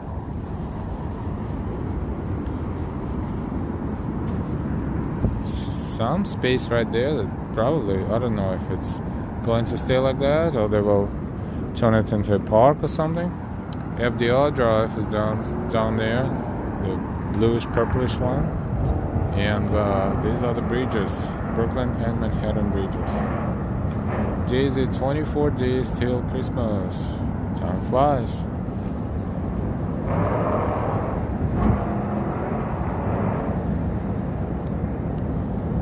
Touring 23 here soon, Patrick says. Touring different places. Thank you, Al, for the great live stream. You're very welcome. I'm glad you enjoyed it, and I'm glad everyone enjoyed it. Dumbo area of Brooklyn is right there. Dumbo is the area between the bridges and surrounding area to it. It's called Dumbo.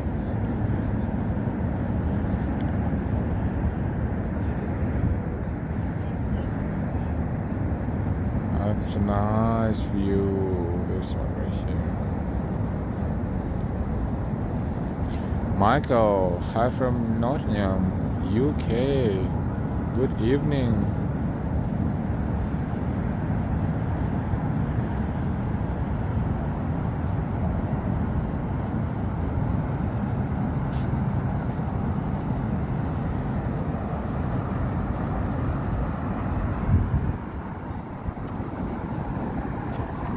This is right there, the area that is near South Street Seaport. And it looks like that house in the middle is really abandoned right now because with all this graffiti and no windows and everything, dirt. But everything else looks normal. Daisy, that's a gorgeous view. And World Trade Center. We see the top of it from here as well. Right there.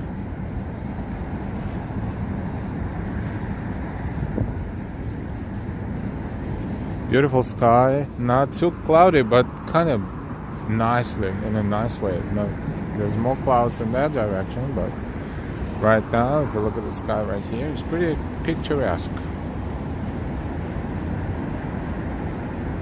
Yep, our achievements this holiday season so far, and this is within the day's lightscape at Brooklyn Botanical Garden. Amaze Light Festival in Queens. Elton John's performance at Saks Fifth Avenue.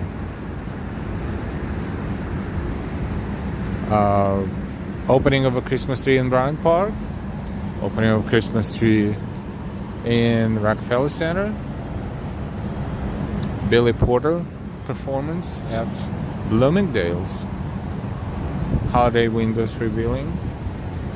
All the highlights. I don't even know which one is better than the other, but probably Brooklyn Botanical Garden first, then the second and third will be shared between Elton John and yesterday's Rockefeller Center Christmas tree.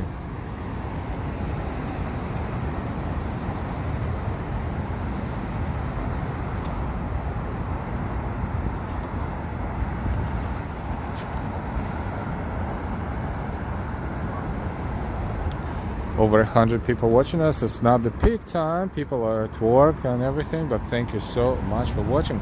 We toured minutes ago. We toured Waver Tree.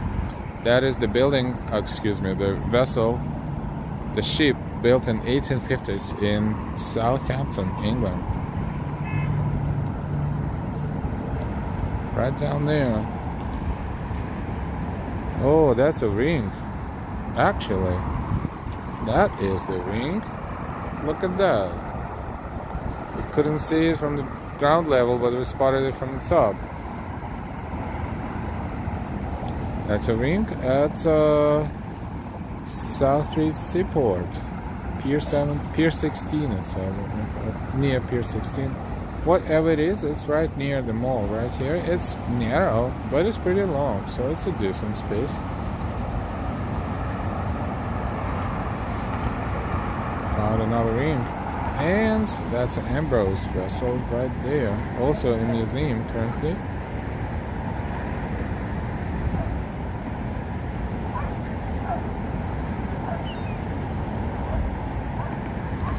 And East River with Brooklyn on the other side.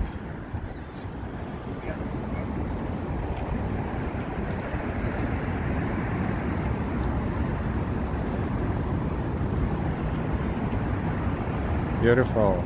Colleen, hey, good afternoon. Is it afternoon? Not yet. 14 more minutes. Good morning. Ambrose, some sort of Christmas village that showcases the show the Santa Claus.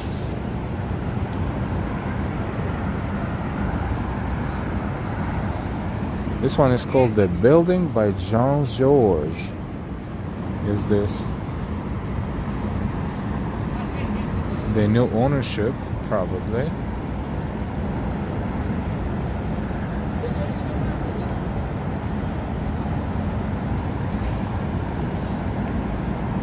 Marketplace, salads, sandwiches, ready to eat. Fulton Fish Company. So I guess it's a mixed space. We see offices, some sort of manufacturing or something going on right there on the third floor, or assembly. Mixed use, and restaurants on the first floor. The tin building by that name. It is the tin building by Jean Georges. That's, yes, tin building at Pier 17. New York City.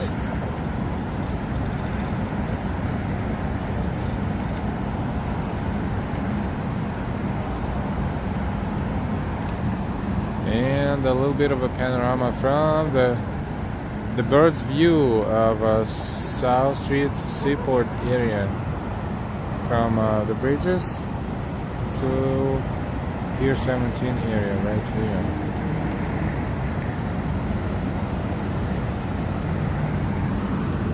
Building made of tin, maybe partially, but definitely not fully.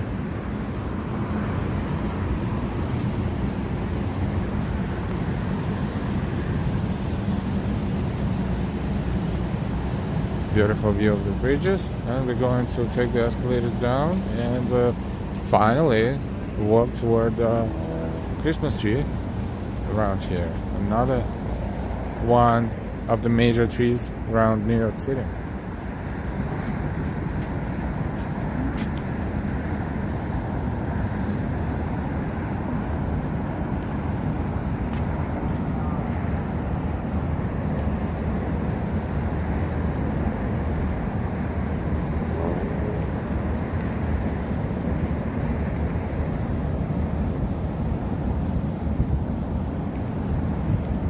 10 building foods are very, very expensive. Touring, I like the benches. Those benches were cute. RW, who else is also a New York City native in this chart?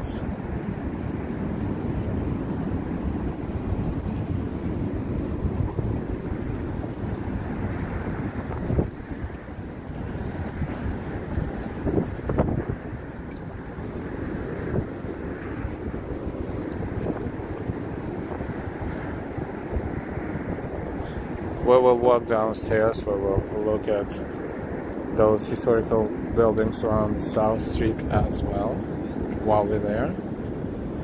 And the tree is right there. A block away or 2 blocks away. Short blocks away, so we are practically there.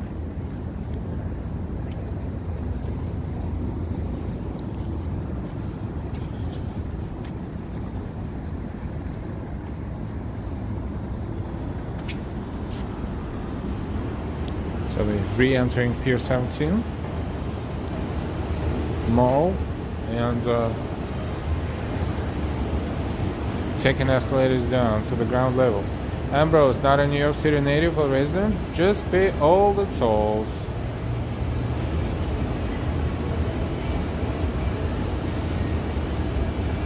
Tolls are crazy if you're driving. It's a restricted area, it's a huge space and not being used right now. But I don't know, it's just humongous right there.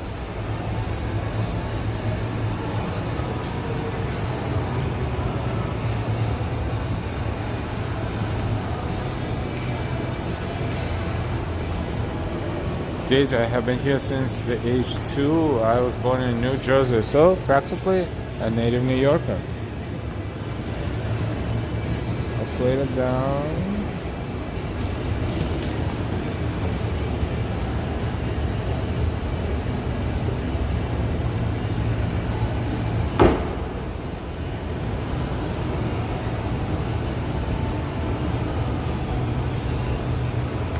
Joseph, bye Al and all for now. Nice tour. Thank you, Joseph. We will see you later. Thank you for watching.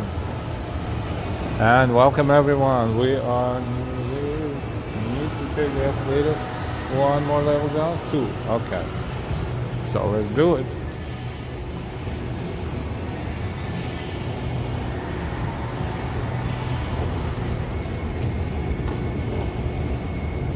Yeah, I guess 1 is clear. Eileen, hi. And bye. Oh, hi.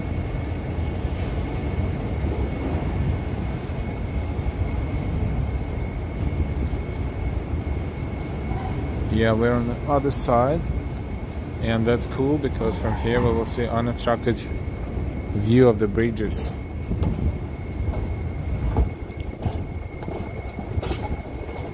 Coffee and espresso bar open.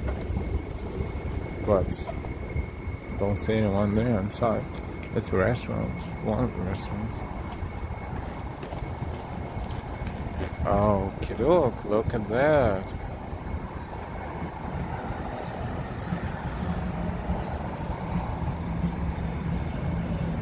Benches.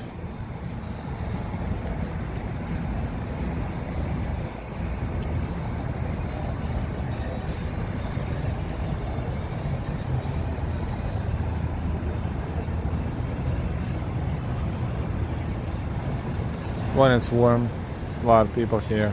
Let's take a look at the bridges. 180 degrees view. That's the Manhattan side, Brooklyn Bridge and Manhattan Bridge behind. Big city tourism, unlike New York. That's another tour vessel right there.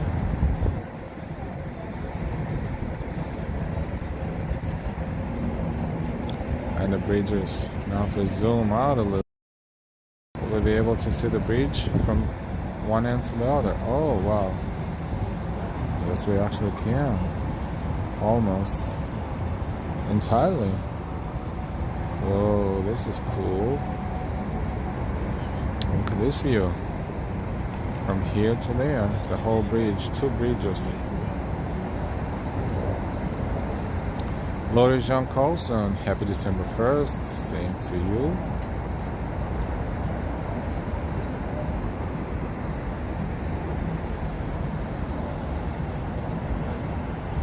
And that's a Pier 17.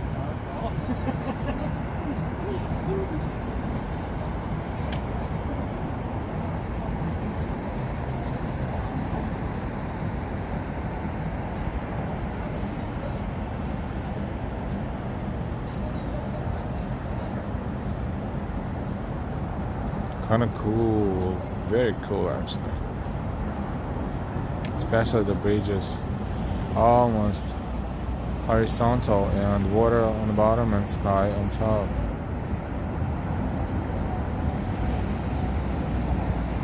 Rio de Janeiro, Bom Dia, majestic city of New York.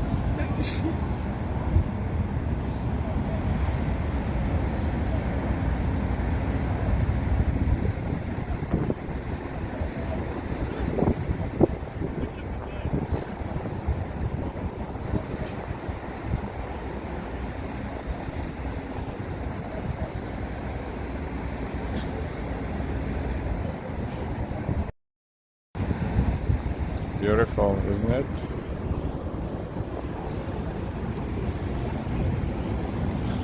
Let's walk toward Tin Building, and from there we will walk around it, and we will be on South Street.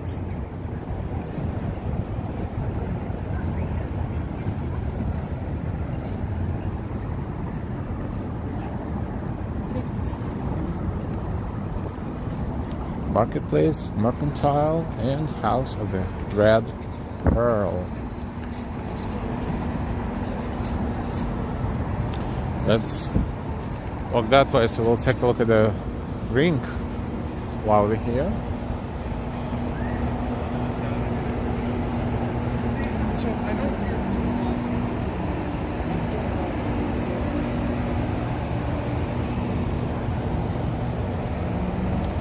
Got a breeze day to sit out there on the benches. Yes, unless you find a sunny spot and you don't spend too much time.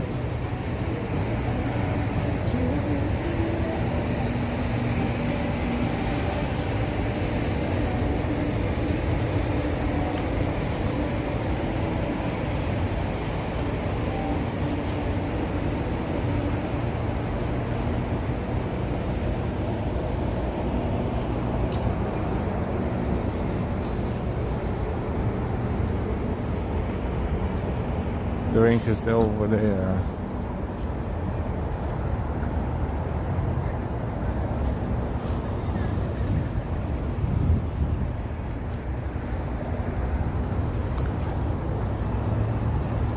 Right here.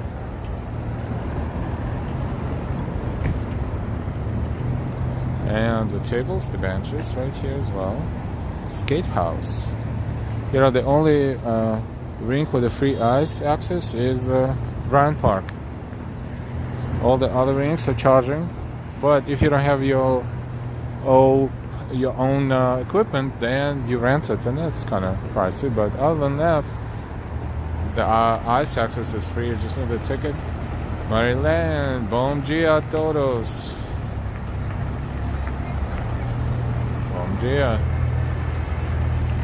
Good day, everyone. It is officially almost afternoon in New York, 11:58. Scott, I used to like the Seaport years ago for the food court upstairs. Yes. Had some great fish and chips place. Yes, yes. The old Pier 17. South Street Seaport.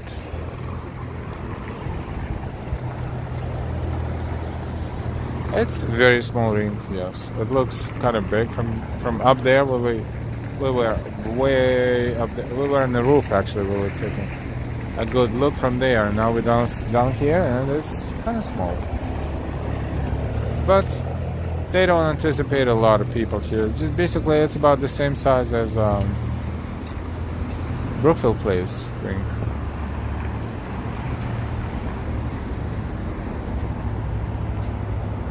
Cabins. Rio de Janeiro. I love New York.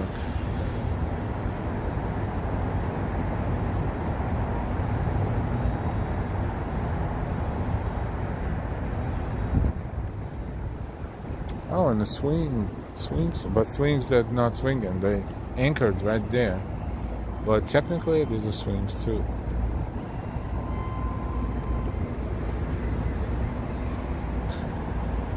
Let's go toward the tree and enjoy South Street at the same time. We toured this one about what 30 minutes ago, 40 minutes ago or so. So if you scroll back, if you didn't catch this tour, the tour of Vapor Tree is something that you really, if you like this subject, if you like the history, if you like the older ships and the history of them and what they were and what they did and how they look and what they have been used for, take a look at that tour. Oh, now it's sunny and it's warmer, much more pleasant. We hear sirens in the background somewhere. That is normal. Circle Line and New York Water Taxi and Liberty Super Express, all kinds of tours. And you can buy a ticket here if you need to, if you want to, I guess.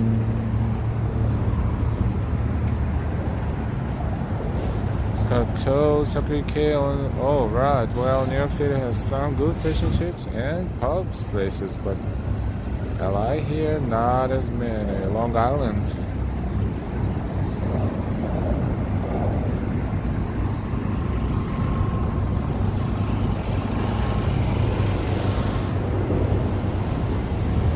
That's the ring.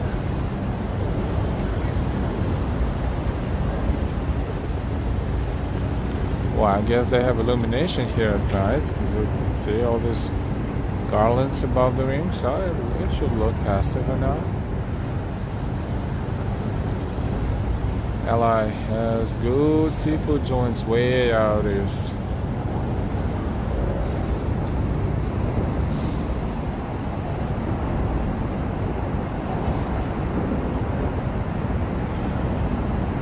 Welcome everyone, good afternoon from New York City. We're streaming live and we are on South Street.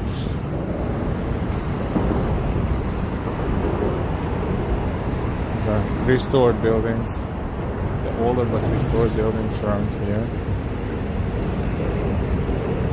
South Street, Seaport Historic District. That's what it is.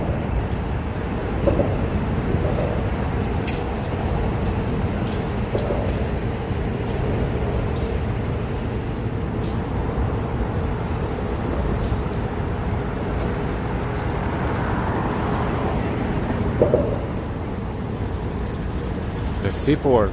It used to be called South Street Seaport, and now it's just called the Seaport.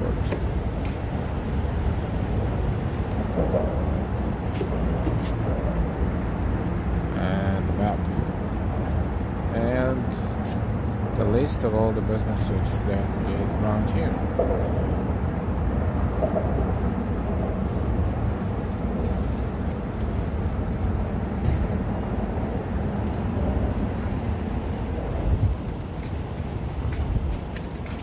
The tree is right up there. We see it from here, so steps away. This looks cool. This looks old-fashioned. This looks how it was supposed to look when they restored it. There's still original brick wall on the front.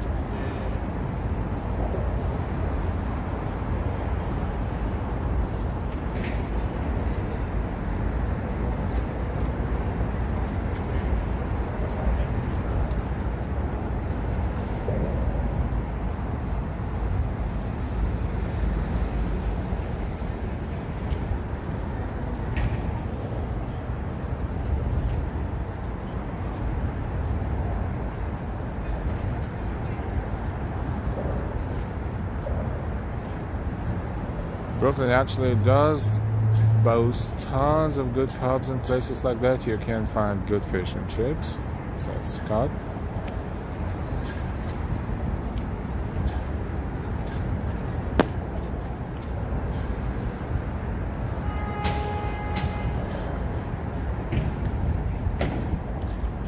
On view, ongoing exhibitions. Somewhere here. 11 to 5 Wednesday, Sunday. Millions, migrants and millionaires aboard the great liners. 1914. South Street and the Rise of New York, Seaport Discovery. So, 12 Fulton Street. Somewhere here. Somewhere around there. Fulton Street is right there. This is South Street Seaport Museum. We once went there, and it is basically just the first floor of a little bit. So, we weren't too impressed for that, but it's free as well.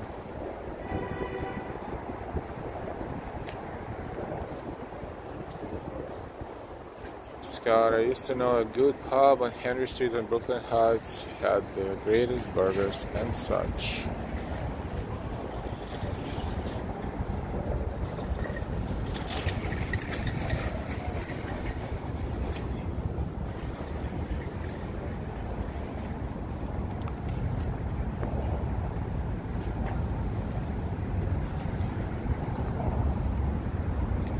Nice view. Nice view around here. Let's take a look. This is where we came from. The river is that way. FDR Drive. Where the cars are. Touring what's in the museum. A little bit of history about South Street area.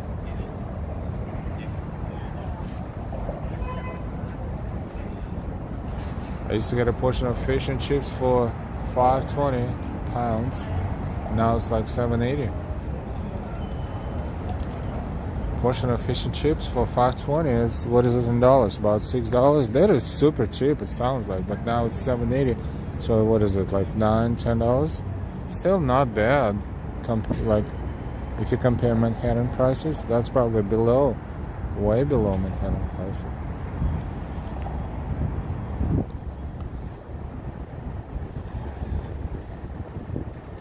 Everything is going up, true.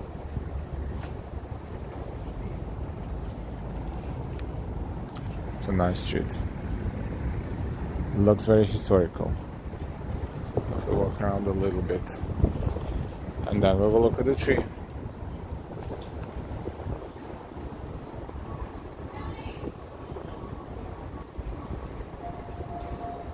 It's nice they restored this area and a few others in the city and around the city because it has to be preserved. You know, at some point this building's on the brink of being demolished. Fulton Market. I think they have Fulton Market in Boston as well.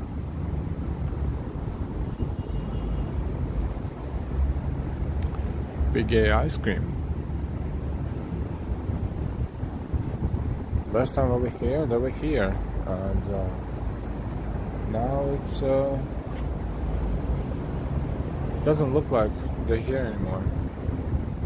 The last decoration has something to do with Halloween, maybe. That was it. They abandoned this location, but they're in the city. We saw them before.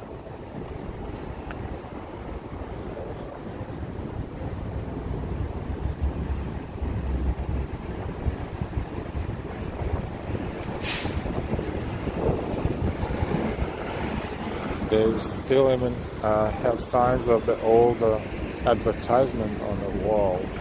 The old-fashioned advertisement. Like this one. Partially destroyed and partially visible. Fresh salt and something fish. Baked fish, maybe. Myers brand, the best always. Fenon. Interesting. Next to it is restored signage. Joseph C. La Rocca and Sons, shellfish and seafood.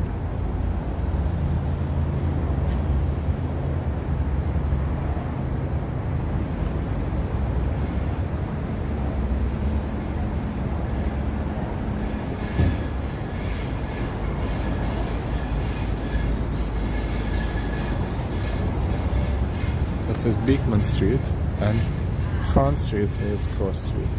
So now we are on Front Street, and if you look down there, we'll just take another quick look. Then we will walk around the block and we will be right by the tree.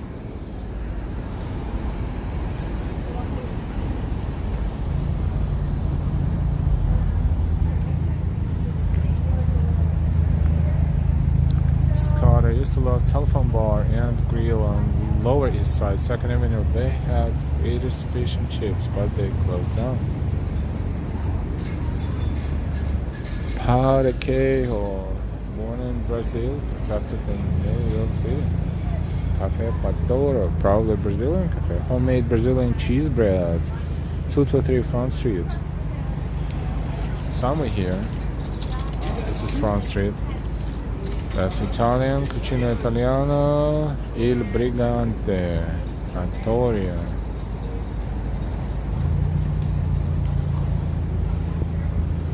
Dorland's Tavern. We're just reading the signs. This one is operational. Maybe closed now, but operational, generally speaking. And we wanted to go to our 2 kids and eventually like ideas. It gives it a feel of going back in times a little bit, right? Like this one across the street.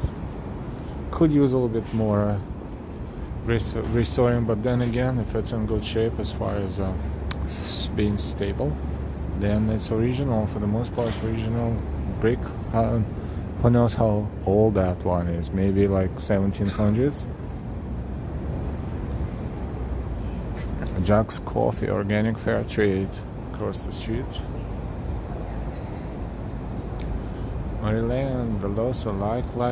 Yes, please give us a like, and don't forget to share the links to anything on our channel. Yesterday, we were at Rockefeller Center. We have a video on our channel, streams, and a very short but sweet video when the Christmas tree was launched, was lit, was officially open. Take a look. Share on your social media. Let people know about us. Thank you. This is Brazilian Cafe Patora. Quick lunch, sandwiches, empanadas, quiches, and salads. Maybe not open yet. Maybe open, maybe not. Open, yes, they open. They're pretty cozy. They have tables there. People sit there and do their computer stuff, and not too bad, not too bad. She'll bring Delilah over here one day, again.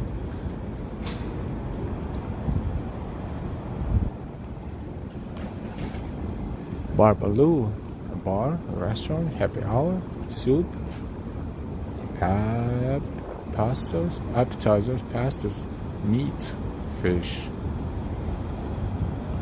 Oh, they developed this area fantastically.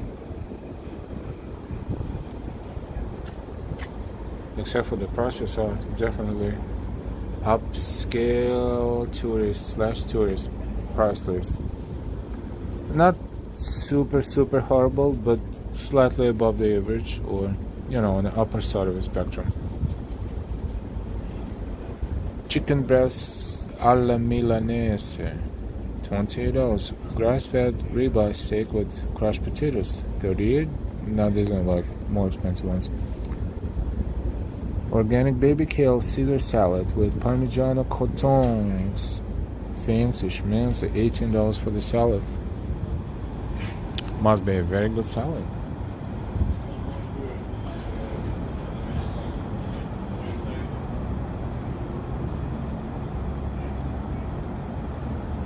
Welcome everyone. We are in South Street, Seaport district in Manhattan.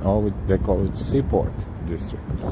We did not forget about Christmas tree. We're coming right back, but to complete the picture, we will take a look over here too, because it is the part of the area restored, and it has historical buildings. Touring, I like. Thank you. French onion soup. I like French onion soup if it's properly made. Some people don't like onions, but they love onion soup.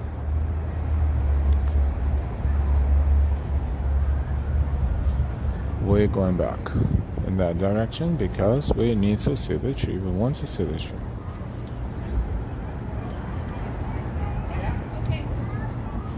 The street is called Peck Slip.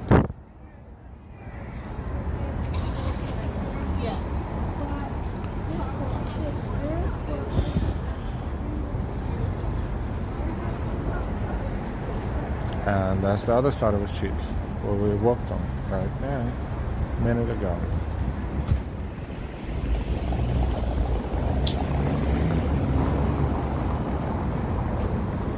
This outdoor space, sitting space, is kind of on the way out.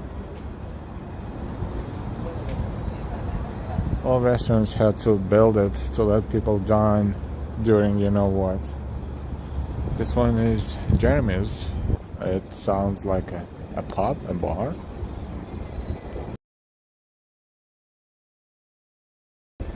Very dark ambience. Cool. These guys are gonna go and get wasted over there. That's a way to spend time. Good for them. About coffee.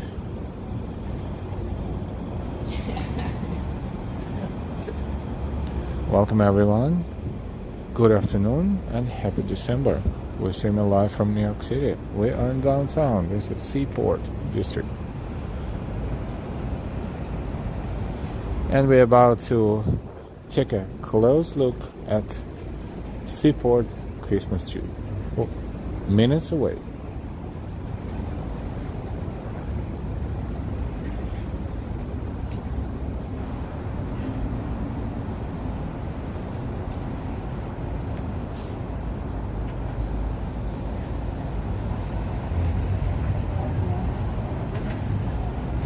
Tomsy, you are wearing a black hoodie. Perhaps if you saw my image in one of the windows, yes.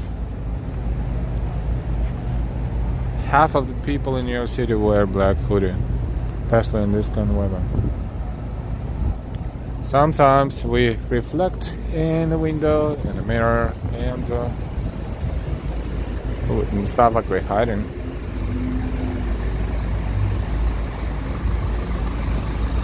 But yes, black hoodie.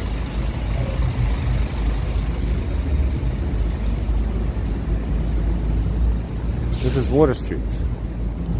We're going to walk around the block and find the street. Beekman and Water Street, South Street, Seaport, Historic District. Cobblestone streets.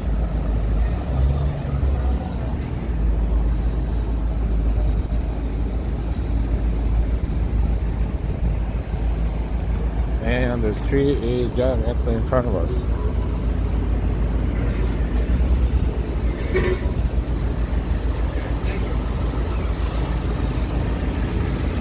Very nice as well. Is it a little lopsided or it's me? Like, look, from this angle, it kind of looks like, I'm sure it's stable, but it looks like it's a little leaning toward the right. Or maybe it's me. I didn't go to the pub, so it's not me. Another beautiful one. Has a stationery store downstairs here still, but and a museum. But these are older signs that are still preserved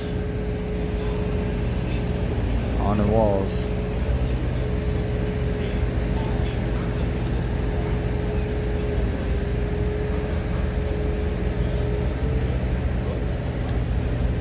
Evening from Slovenia, 6:20 p.m. Good evening, Slovenia.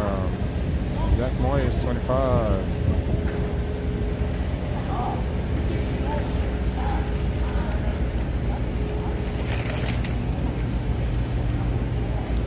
This is South Street Seaport Christmas tree.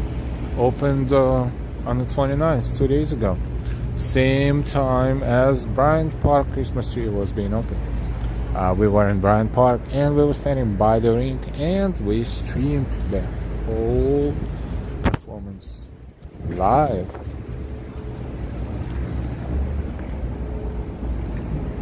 And it's on our channel. Check it out if you didn't see it yet. Let's take a look at the tree. Touring, can you zoom in on the tree? We will zoom in and we will actually get closer to this tree. We will explore it very slowly.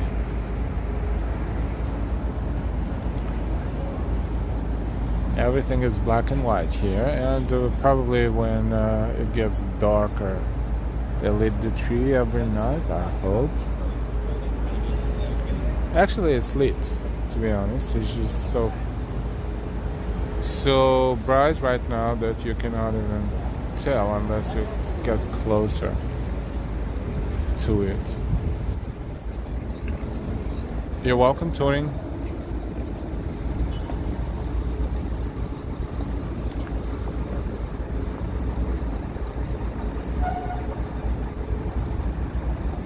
Seaport Christmas tree. Our second tree we plan to look at and explore during this walk.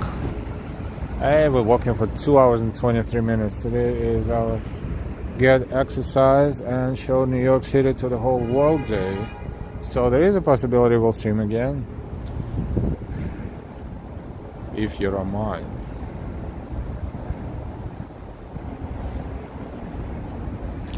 Let's zoom out and then we'll zoom in again.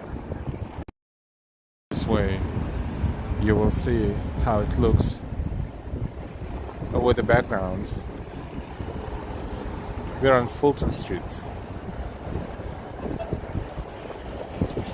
80 G's, Music World. You must be in great shape from the walking. Knock on wood and fingers crossed.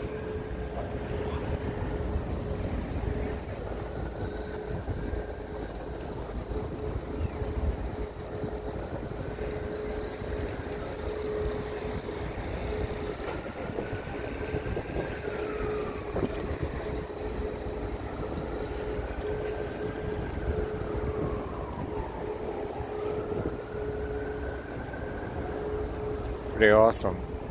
But in all honesty, New York Stock Exchange Christmas tree that I was calling Wall Street Christmas tree all this time by mistake, I'm thinking about it. Sorry, they really Wall Street and New York Stock Exchange, but most decorations are marked or abbreviation on them is NYSE. So we will call it New York Stock Exchange tree. Much more colorful than this one, much more impressive. But hey, we understand the budgets and not complaining at all. Plus, probably at night it looks totally different. So this is a daytime view. Not criticizing at all, just comparing the visuals.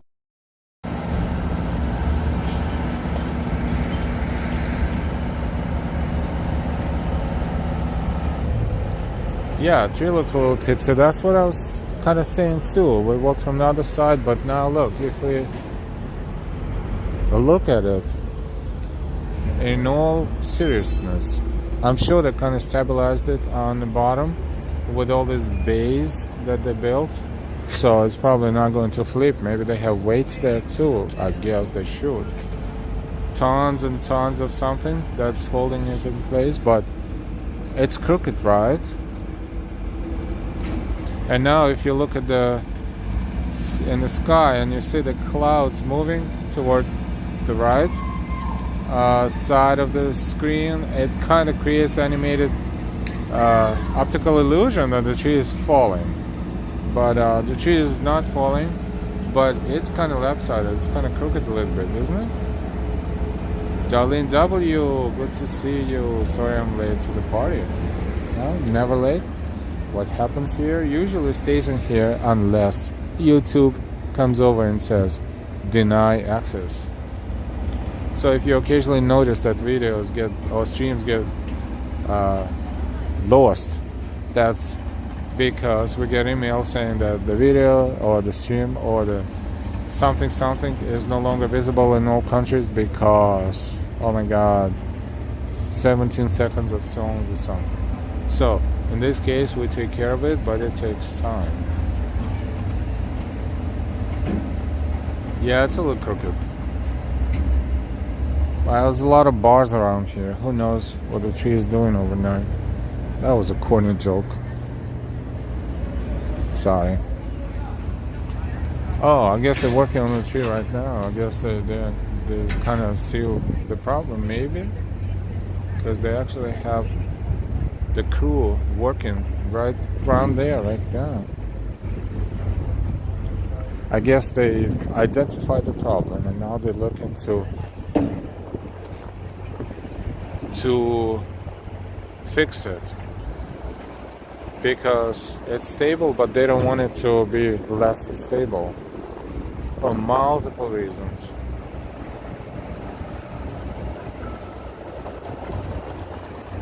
So they will probably end up tying it to a lamppost or something, a little, so it will not fall in a certain direction, I'm assuming.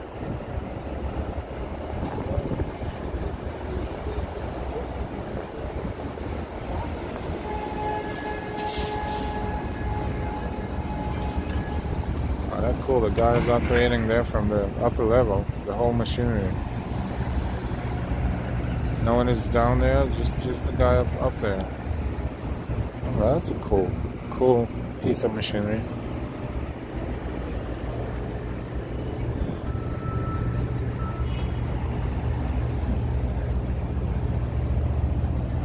Very interesting, but the tree itself is nice. Like New York Stock Exchange tree is nicer, we'll be honest.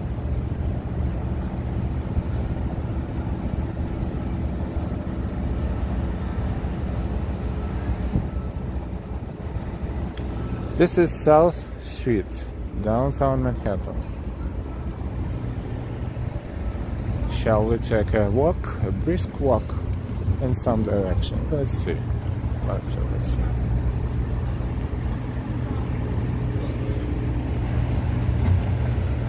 First of all, we'll take a look at the tree one more time and look at the guy who is working on the situation.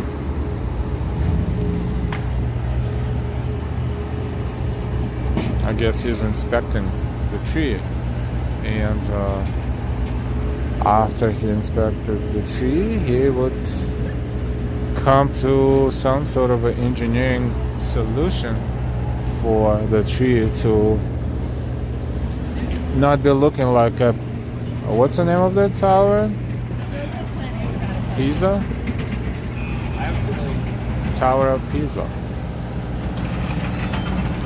Because it's noticeable. If it's noticeable to us, it's noticeable to everyone. It's bad reputation and safety concerns.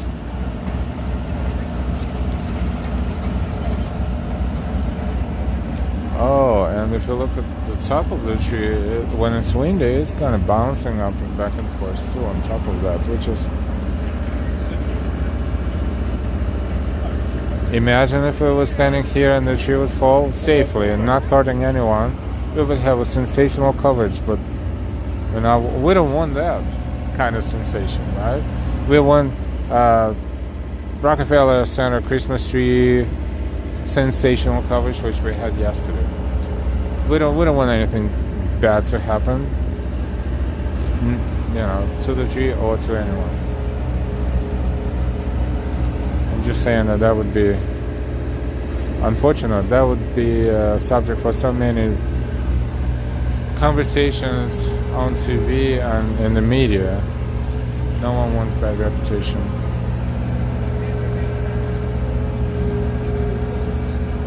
So in the meantime, we can state that we successfully accomplished our minimal itinerary goal for this walk, and we started on Wall Street near New York Stock Exchange, where we inspected and enjoyed thoroughly New York Stock Exchange Christmas tree. And then we walked around Pier 17. We even took a tour of the vessel of the ship that was built in 1885 in England. And then we walked around Pier 17. We saw fantastic views of the bridges and surrounding area. And I don't know why we didn't cross the street, but we will next time. Let's take a look at the tree one more time.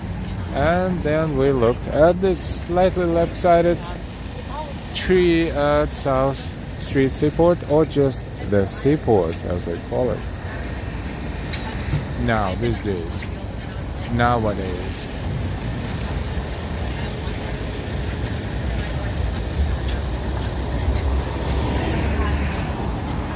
We are on Water Street. Water Street, going that way, will take us to Battery Park City. And Water Street going that way will take us to not too far. So we will probably walk up on Fulton Street for now.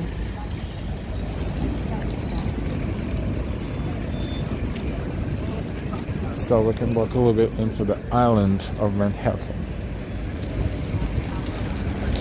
That's a Water Street area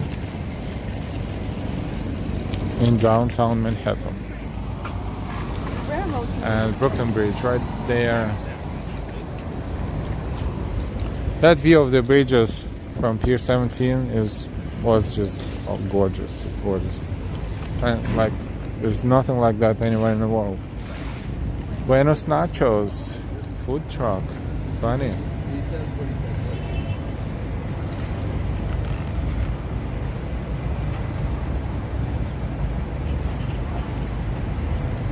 Hope if you eat this nachos, they're not gonna look like that. But it's a Mexican culture combination. It's nachos and that's Dia de Muertos, and it's a Statue of Liberty. It's pretty and it's pretty humorous too. As far as tacos, they are $4 and $5, and as far as sopes, homemade tortillas, $5. Quesadillas, $10 to $12, and that's basically the price list. Not bad if you're hungry.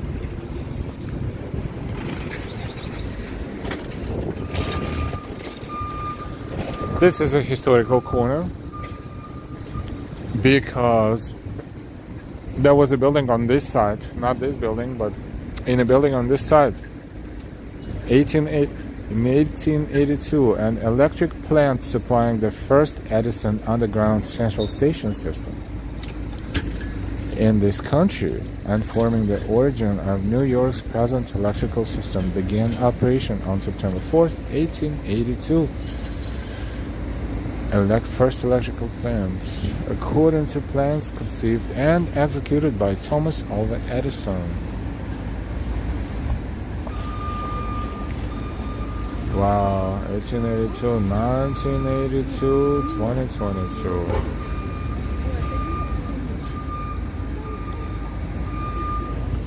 $140 years ago. 140 years ago. On this site.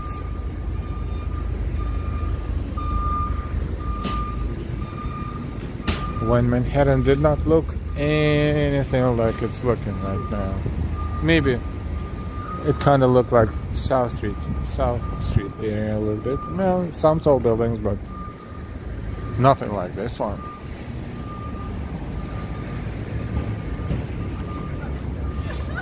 I think it's near there, but maybe she was off screen. Welcome everyone to our walk, and happy December 1st, happy month of December. We are entering the Christmas time and Hanukkah time and Kwanzaa time and anything else you celebrate. Happy holidays.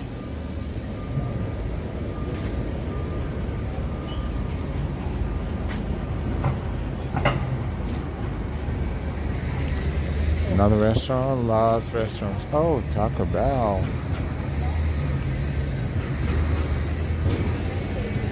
The narrow streets of downtown.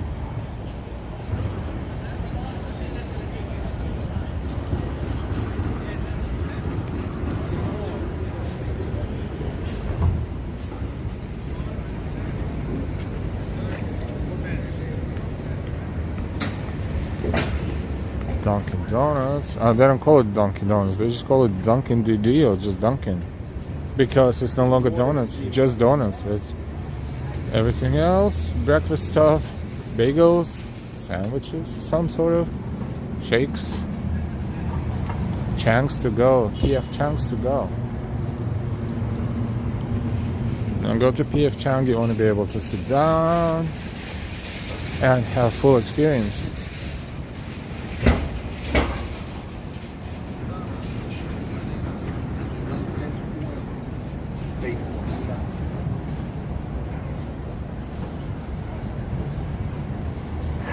Time in New York is 12:36 in the afternoon. On a narrow side street.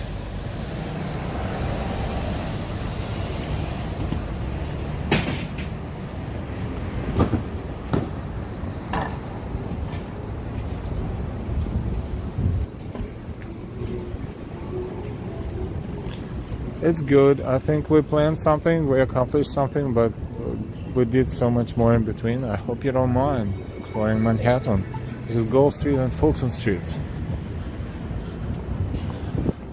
Gold Street.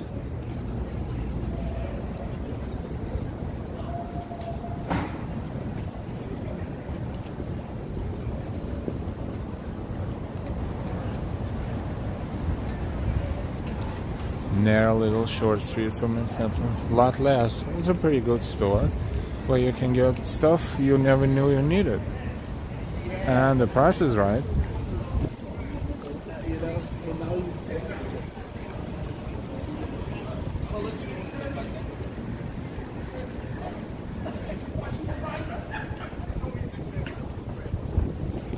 More scaffoldings. We are walking toward well, not yet. World Trade Center. We're walking toward World Trade Center. Freedom Tower is right in front of us. So this is why you cannot get lost, because you always find something, you know. Even in downtown. When you're above the downtown area, which is, you know, Google thinks that downtown is everything below 14th Street. So it's a pretty big area. That's a direct view of the Freedom Tower, World Trade Center. We'll cross the street to get a better view. And that's the Fulton Street Station on 2, 3, A, and C lines. Most stations now, some at least majority, has displays that provide train information. So you can tell what the train is, and it's pretty accurate. So, you know, you can pace yourself accordingly.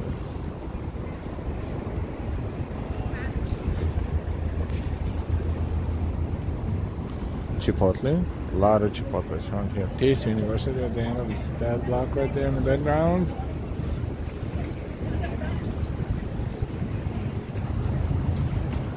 This one is William Street.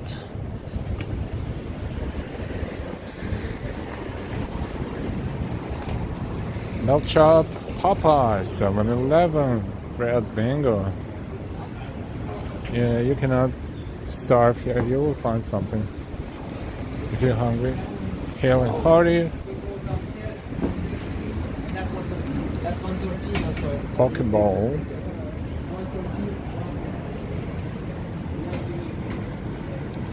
That's Japanese, perhaps. Nice, they have a place to sit and eat as well. Burger King, the one and only. Big by Melissa, fancy little macaroons.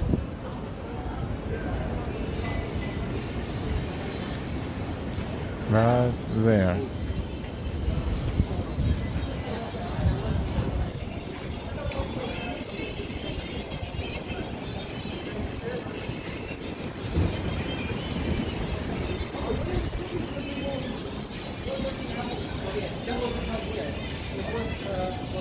Alright, let's pick up the chart a little bit.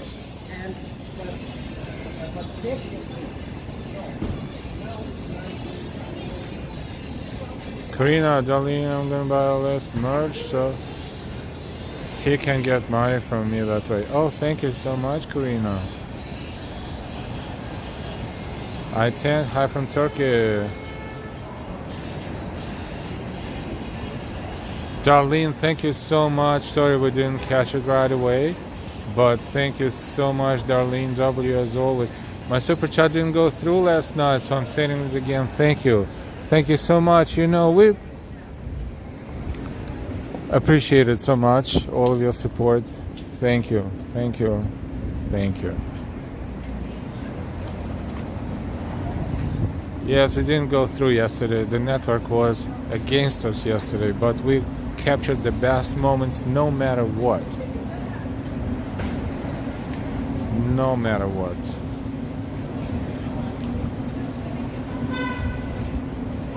So we're just trying to pick up on the chart to make sure we did not miss anything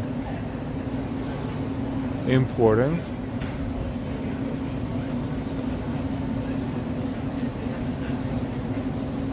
Touring, I'm hungry. Darlene, you're welcome, my friend. Thank you so much again. Thank you. There were technical difficulties last night. Yes, NBC took all the network from everybody else. No, I'm kidding. They have their own, whatever they use, satellite, probably. They have like crash-proof connections for sure. Thank you so much, Darlene W. One of our bestest, I know, best viewers and supporters. Thank you so much.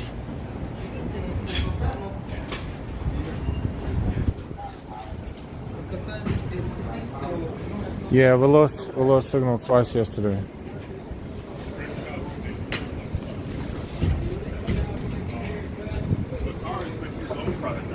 Luckily, when the tree was about to be launched, the lights were about to go live. We had signal, but we lost it minutes after that. That was very close call, but that was a successful stream.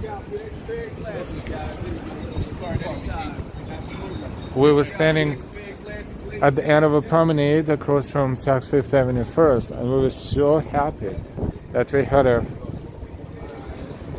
unobstructed view of Christmas tree and we heard performances. Then we were asked to move, and that was a bummer, but it was kind of a blessing in disguise because we eventually found a spot that was even closer to the tree. And the only problem was the network, but what are you gonna do? That was so awesome that I recorded it in high definition. The minute before and the minute, or moments before and the minute after the tree was launched or lit or officially open.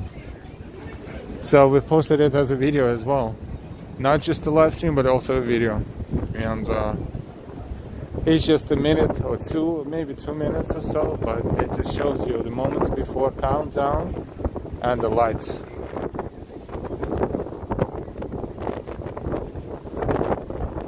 We are walking toward World Trade Center and Oculus, you see the wing right there, that's Oculus. So because we have such a fantastic audience right now watching us, approaching 200 slowly people, what we're gonna do, we're going to first show you Fulton Center. This is a major hub. It opened a couple of years ago. Major hub. You see how many subway lines are here. But so it's tricky because sometimes you're trying to connect from one line to the other, and if you don't know the shortcut, and I don't even know all of them, you can get you can end up walking through the tunnels, back and forth, up and down, all over the place. I-10, old building, perfect clean. L, we got to see some of the singers and the tree being lit up. We had the best seat in the house. Love it. Thank you. And I still can't believe we saw Elton John this close, and Billy Porter super close, and fantastic view at Bryant Park, and fantastic view the other night. And we also, Delilah and I, we walked in Brooklyn Botanical Garden for the Lightscape installation or exhibit, or just a magical Christmassy area. And just to say that, you know, that's a majority, but I'm sure I missed a few others. We had a pretty awesome, decent, amazing time here on the channel, and I'm happy that our viewers enjoying it with us, of course, and appreciate it too. All we ask for is to let other people know about us. If you give us a like, the more likes, the more people will discover our channel. If you, you know, share the link anywhere on your social media, more people will discover our channel.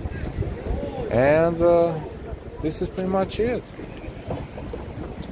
We are moving toward 10,000 subscribers, slowly but surely, and hopefully before the end of the year. But we just don't want the number. We want people who like what you see, and therefore quality, not quantity.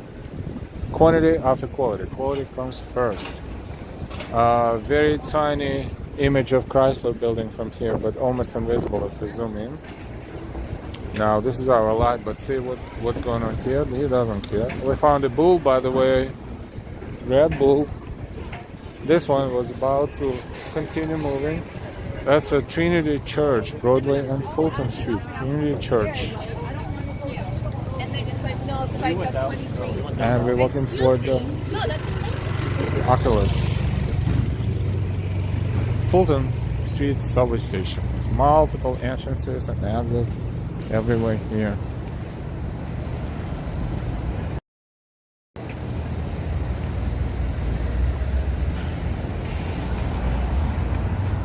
Touring. I have not been on the observation floor yet. One World Trade.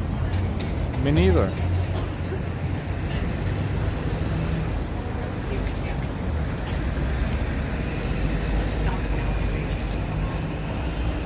Ambrose, my seat was heated. Good for you.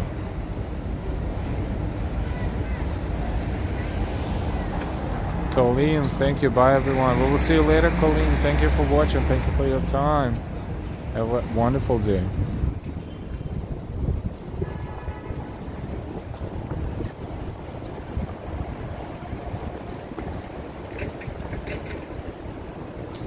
World Trade Center and Oculus.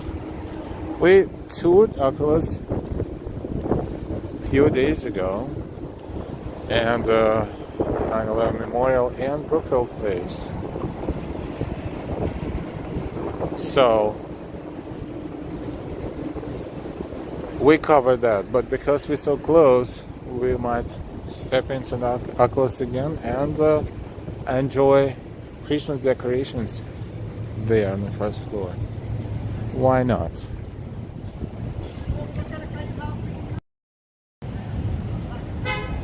It's Christmas in New York after all.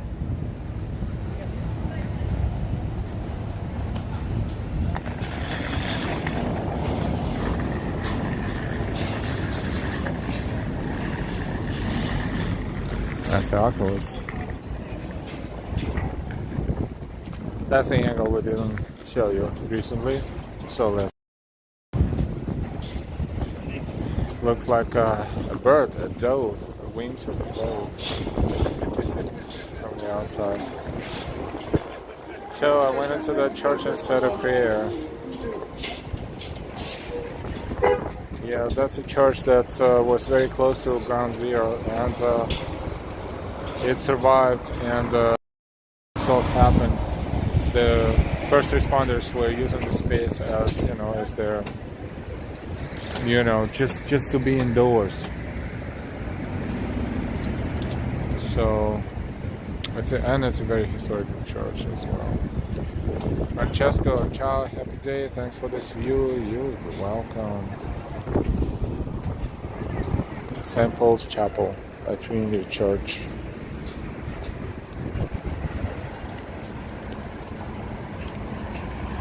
Downtown.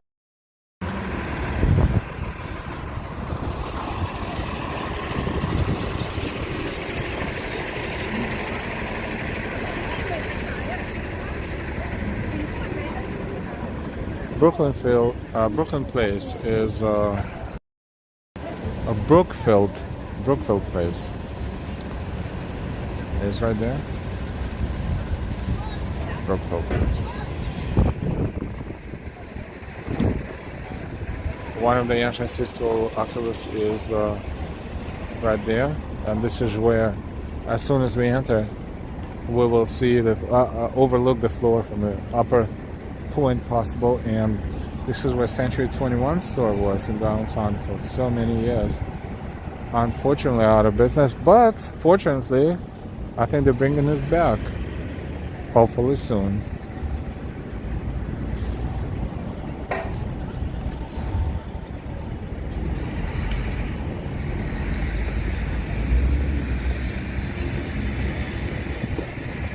Welcome everyone, we're streaming live this afternoon from Manhattan. 2 hours and 53 minutes so far. Today we're dedicating our day partially to streams and exercising at the same time. So why not take a look at the Oculus Christmas decoration area. Last time we were here at night in the evening, so it was dark outside, and when it's dark outside it looks totally different. It looks more colorful because they use more illumination and laser projections too. Now we're going to take a look at it during the day. So now we will have the full coverage. This is the floor, and this is how it looks like from top.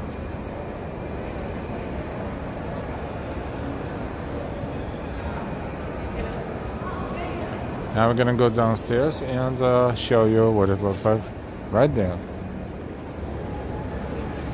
Just take the escalator, be lazy and take the escalator. Ganda, naka-portrait.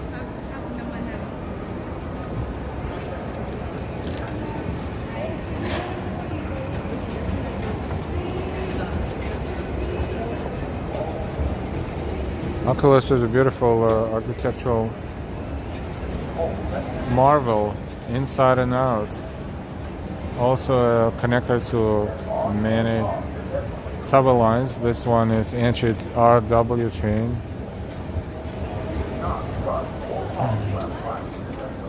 This is uptown platform. If you go on the underneath and through the passageway, it will take you to the downtown platform. Whoops, the wrong escalator.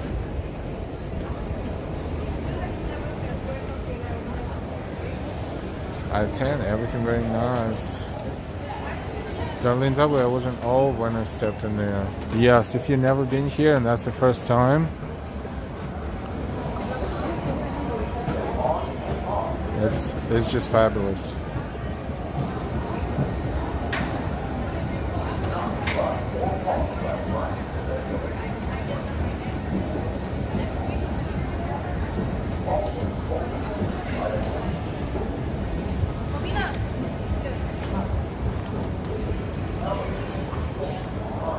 One more level down.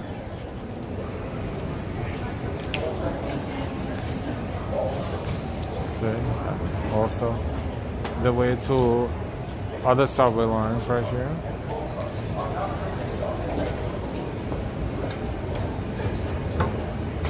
Oh, if you don't want to take elevators to stairs, you can take escalator. I mean elevator.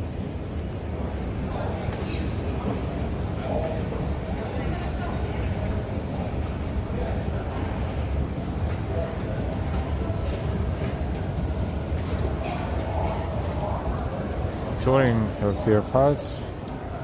It's not too hot. It's not too hot. It's normal, more or less.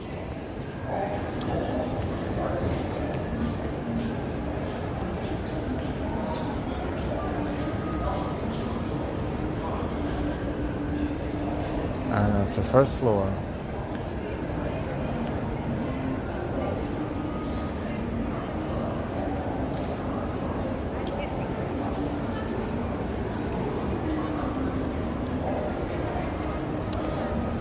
Starting with the round of 16, live on two big screens. World Trade Center and New York Red Bulls. Oculus Plaza and 2 World Trade Center Plaza. 2 screens, Oculus Plaza and 2 World Trade Center Plaza. Church Street and VSA and Fulton.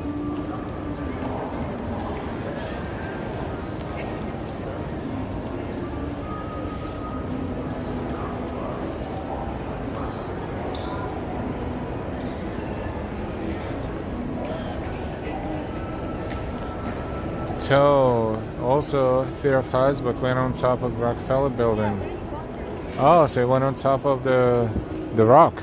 Good job. That's one of the best views in the city.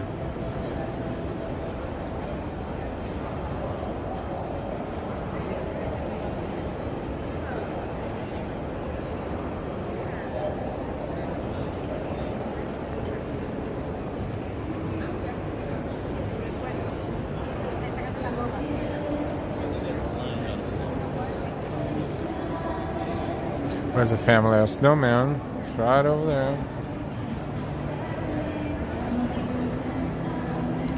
Ambrose, as long as I'm not on any kind of ledge, I'm okay.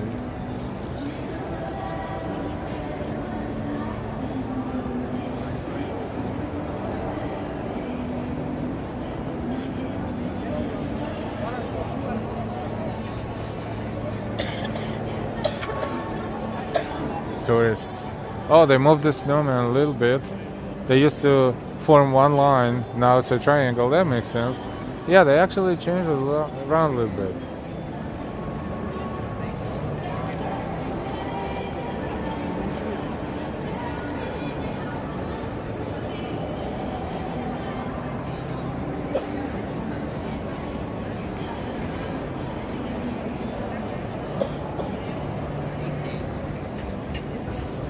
Cute. And the baby snowman wears a mask, and everybody else, no, they don't. Oh, interesting.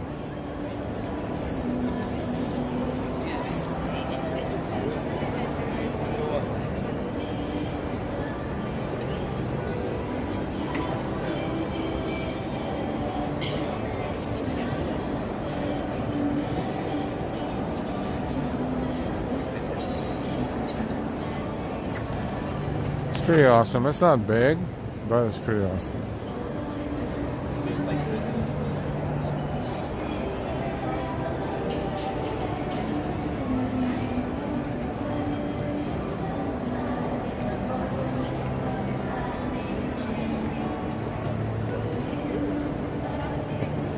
And they also have a big shiny snowman right there, which we're going to look at right now.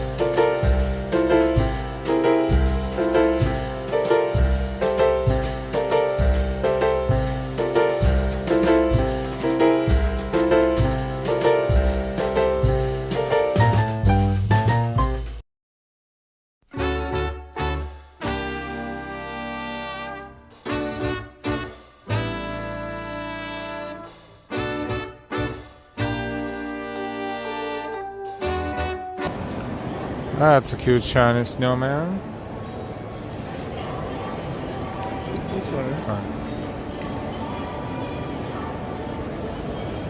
So that's Oculus, first floor. Christmas decorations.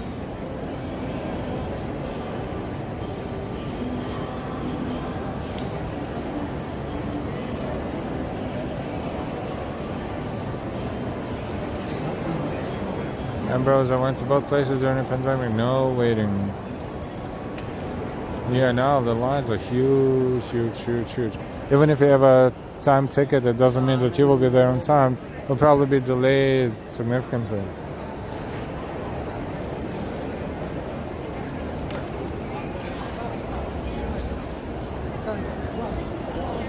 This too, just taking their sweet time to put the coats on. They see the line, they don't care.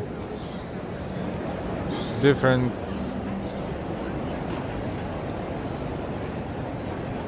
You know, totally not New York. And the happy New Yorkers were not online, they would start yelling at them. Arlene W, when I go back in 2024, I will definitely go to Empire State. Yes, Summit One Waterbuilt is just glass mirrors and just pure awesomeness. You know, we're so close to Brookfield Place, so we might as well.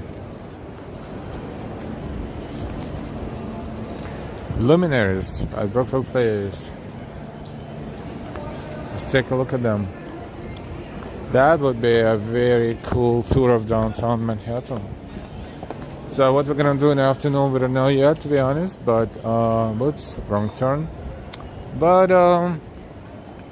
don't be surprised if we stream again. Trying to use our time wisely, and if we have an opportunity to stream, we stream. If we don't, we don't.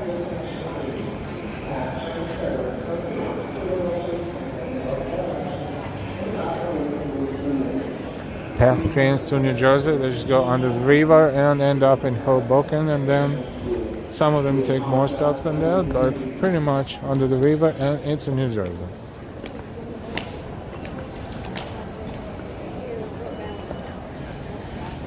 Fast trains to New Jersey, and these are ticket machines. They look like MTA machines, sort of, but not really. Kind of. Oh, actually, they are MetroCard machines, but these machines sell different fare, I guess.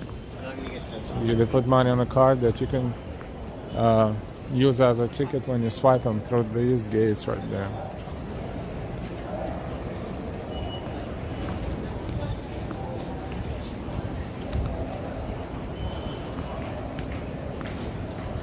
Christian, hello, El. Wow, you are in the Oculus now. Yep.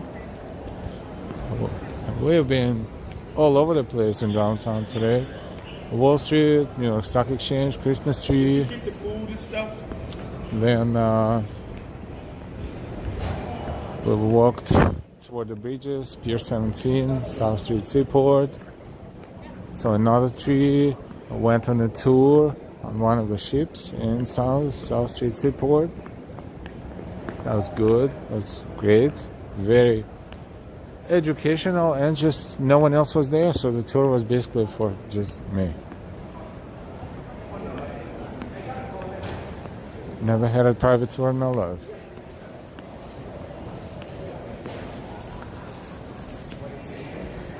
So 1 p.m. in New York, it's 1:04 exactly. This tunnel will take us to Brookfield Place. We could walk up there. We would walk by, if we walk straight line, we would walk, the shortest distance would be through 9/11 Memorial. But we walking down here, it's warmer, honestly, more comfortable, and faster. So we will be facing the escalators up to Brookfield Place in about a minute or two, less. Christian, 3 hours, that is a marathon. I'm gonna have to rewind back. Kind of woke up an hour ago. Good for you. How did Darlene used to do security back in the day at South Street, Seaport. Also, when I was a kid, awesome place. The Mark P, what's up? Vanjaha from Finland, where Santa Claus lives.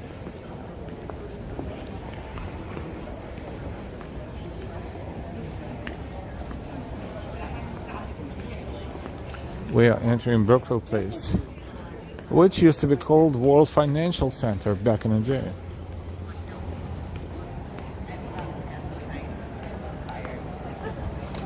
Yeah, so I told. 3 escalators up, 3 escalators down.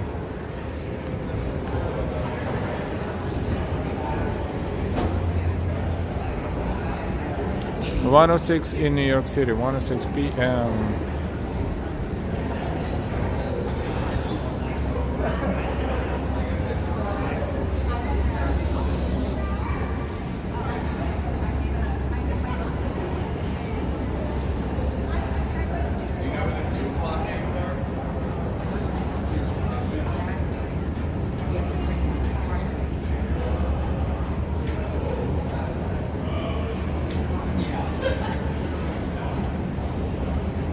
Francesca, bye everyone. Now I'm going to dinner. Enjoy your dinner. Bon appetit.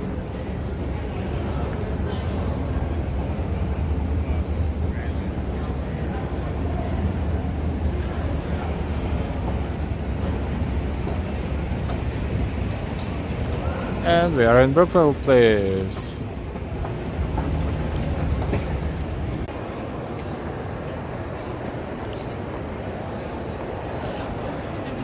We'll stay here in one spot to see if the signal will sustain us being here. Looks like it's stable right now. This installation is called Luminaries, and it's traditional every holiday season here.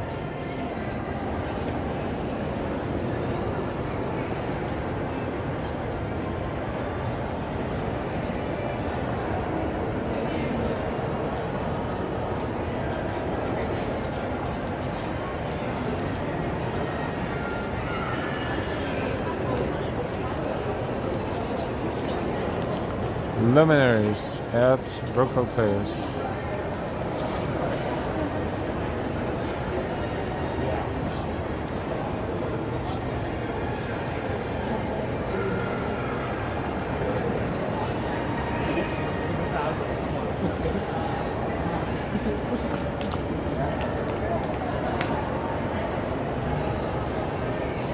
Wow, that's a horrible story, Christian. Yes.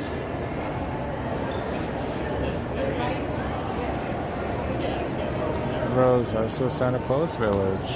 Real bad. Awesome. Yeah. 1 o'clock. Looks like it's a lunchtime in New York City for a lot of people. We can see the counter slightly dipping, but that's all good because lunch is the best part of the day if you're at work, right? So the palm trees right there.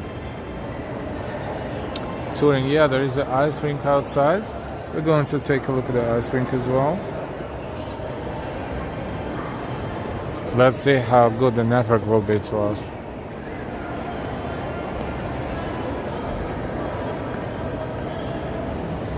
What's that? What is that? Chime and we'll gather with joy and good cheer.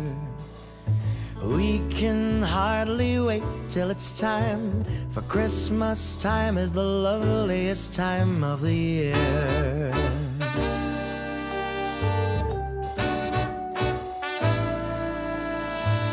Time for children, time for their toys with their planes and their train sets abuzz.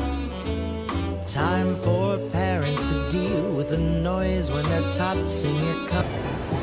The Nutcracker version will be here tomorrow and December 2nd to 4th. So whoever has tickets, this is a free performance, but you need tickets for it. one that barks when you give it a push on its snout. But what's that loud box in the hall? When she opens it up, a real puppy jumps out. Christmas time is the merriest time. It's the veriest, merriest time of the year. My stocking's hung on the mantle with twine, hoping that old Saint Nick will appear. I can hardly wait till it's time, for Christmas time is the loveliest time of the year.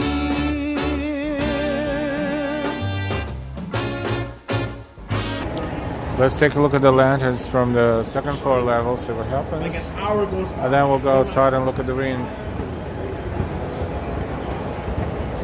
Rovaniemi, that's Finland, I think. Sounds very Finnish. When I actually get to The beautiful luminaries changing colors, wow.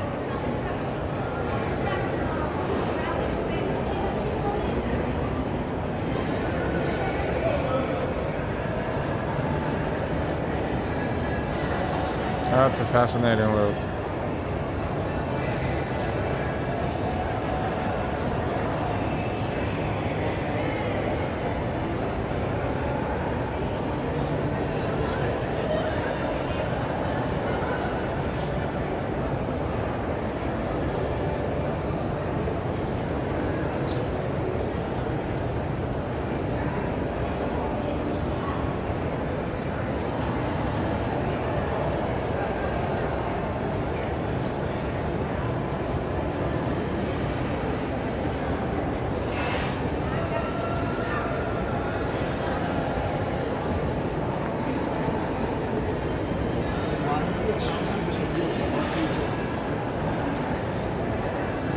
Yeah, palm trees right there. Yeah, those are lamps, really. Lanterns, they call them. Luminaries.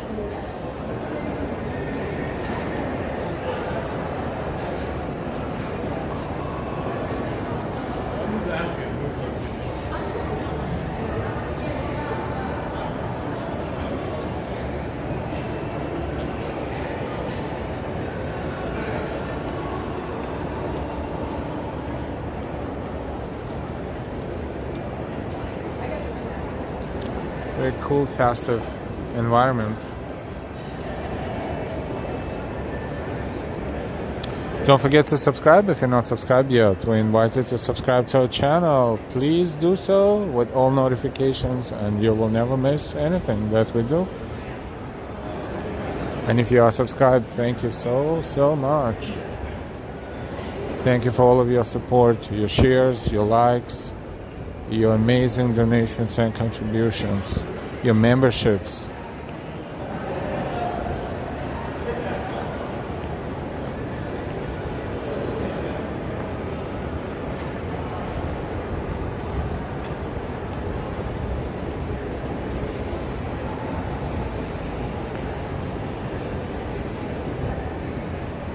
We'll walk out of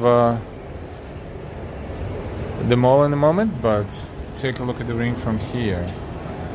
This is a better view because you can see the whole ring through the window on the second floor. Ring is not being used right now and the ice is not polished, so I guess they will open it later today, but not right now. It is snowing in Oregon. Toronto, Canada already has its first snow. Touring beautiful views, thank you. And that's Jersey City, New Jersey on the other side. Hoboken and Jersey City. That's Hudson River. See, we went from one river to the other. There's East River on the other side, and that's Hudson River on the west side of Manhattan. We will walk in just a moment.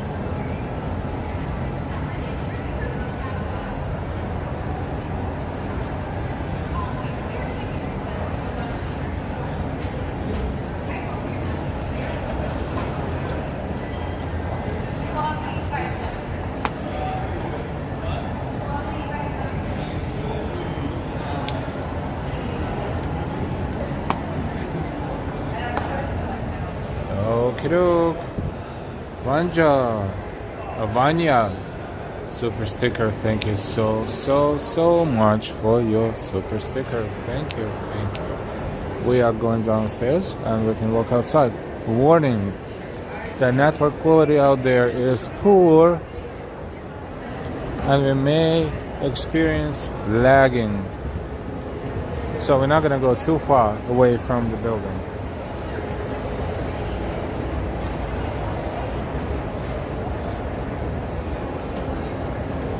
We don't really put our face on camera, but on a special occasion we do. Like, for example, if you want to check out what we look like, take a look at our stream. If it's still available, just search for Lightscape or Brooklyn Botanic Garden, or Lightscape Brooklyn Botanic Garden.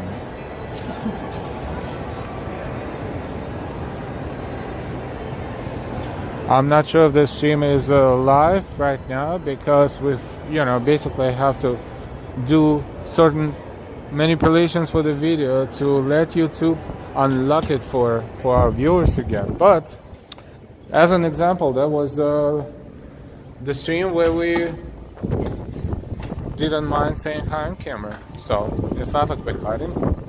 But thank you so much for your support.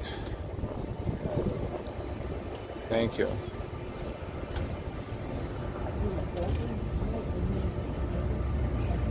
Colleen L, hello again. Hey, hope you enjoyed your dinner. So, L, not just because of your stream, but you have a friendly personality too. Why people return to your stream channel? Thank you so much. Thank you, and thank you for being an amazing supporter of our channel as well.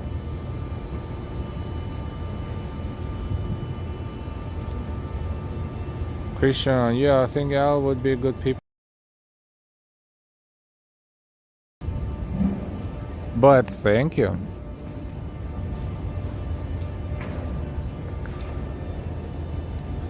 Yeah, we're still on Lightscape. Yeah, but in one word, Lightscape. Absolutely, just in one word. See if it's available. If it's not available, that YouTube did something again. But we're working on that. Promise. Every day, it's take YouTube one music piece at a time, and the time is sometimes 24 hours. And you work for a couple of hours, and YouTube finds like 20 different songs, and each and every song is a block. And so it takes sometimes days before the video is back visible again, because you technically can replace a catalog of music, which is fine. But it takes time. Willie Chan, everyone's probably watching soccer. That is probably too. Or football. Christian, maybe you'll be certified tourist guide in future. Guides do charge a lot of dough for this service. Yeah, you have to have a license for that. And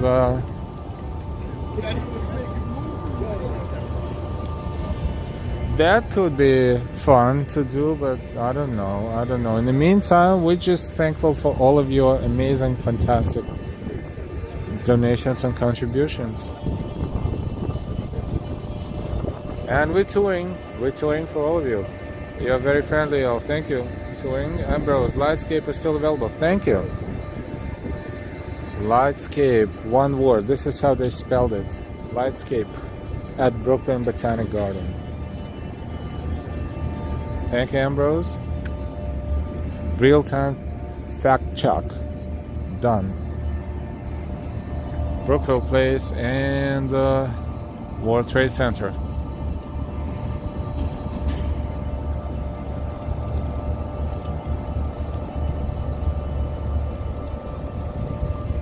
So yeah, as soon as we walked a little further toward border, the network is flickering. So we'll be mindful.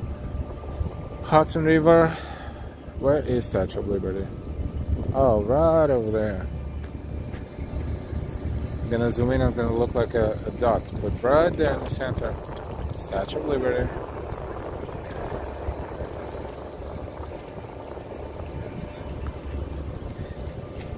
Then Ellis Island is right there. And Jersey City and Hoboken on New Jersey side. Christian, those corner buildings by right is or was Merrill Lynch. Worked there too before. So that people are back downtown. When I think of looking down in the deep pit, I shed a tear. It's corner buildings by right. They're still Merrill Lynch, I think, if I'm not mistaken. It's Investor Street, right? If I'm not mistaken.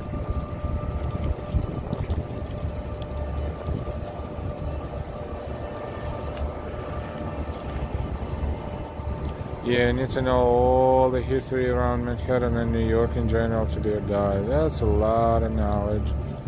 Daisy, have you ever been to the Bronx Botanical Garden? They have a beautiful train show this time of the year. Yeah, I heard of it, but it's kind of far. Don't have time for that, sort of. But we find places to go, and they're not bad. But yes, thank you. That was always, on my mind. That kind of trip to Bronx Botanic Garden, New York Botanic Garden. We see it in the Bronx. Ella, your camera's shy. No, we just need a special occasion for that. Not anymore. Not as much as I used to be.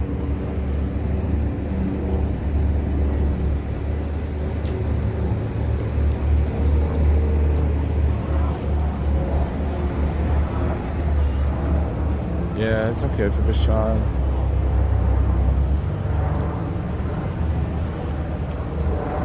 There are channels that don't even show face ever. Like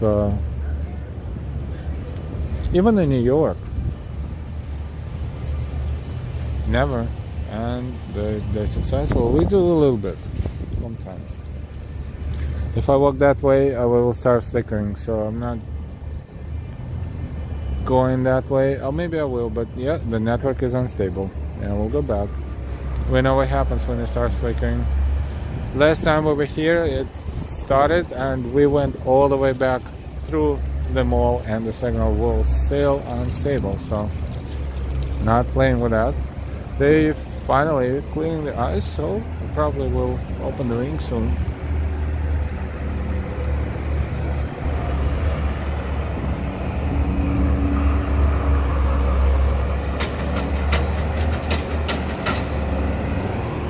All the places are, you never know.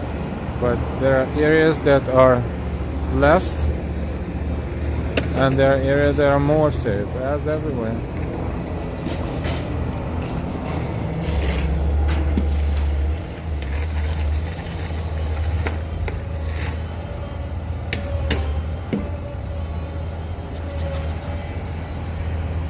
And Bronx Zoo is one of the largest zoos in the world, if not the largest. It's a huge territory. Huge.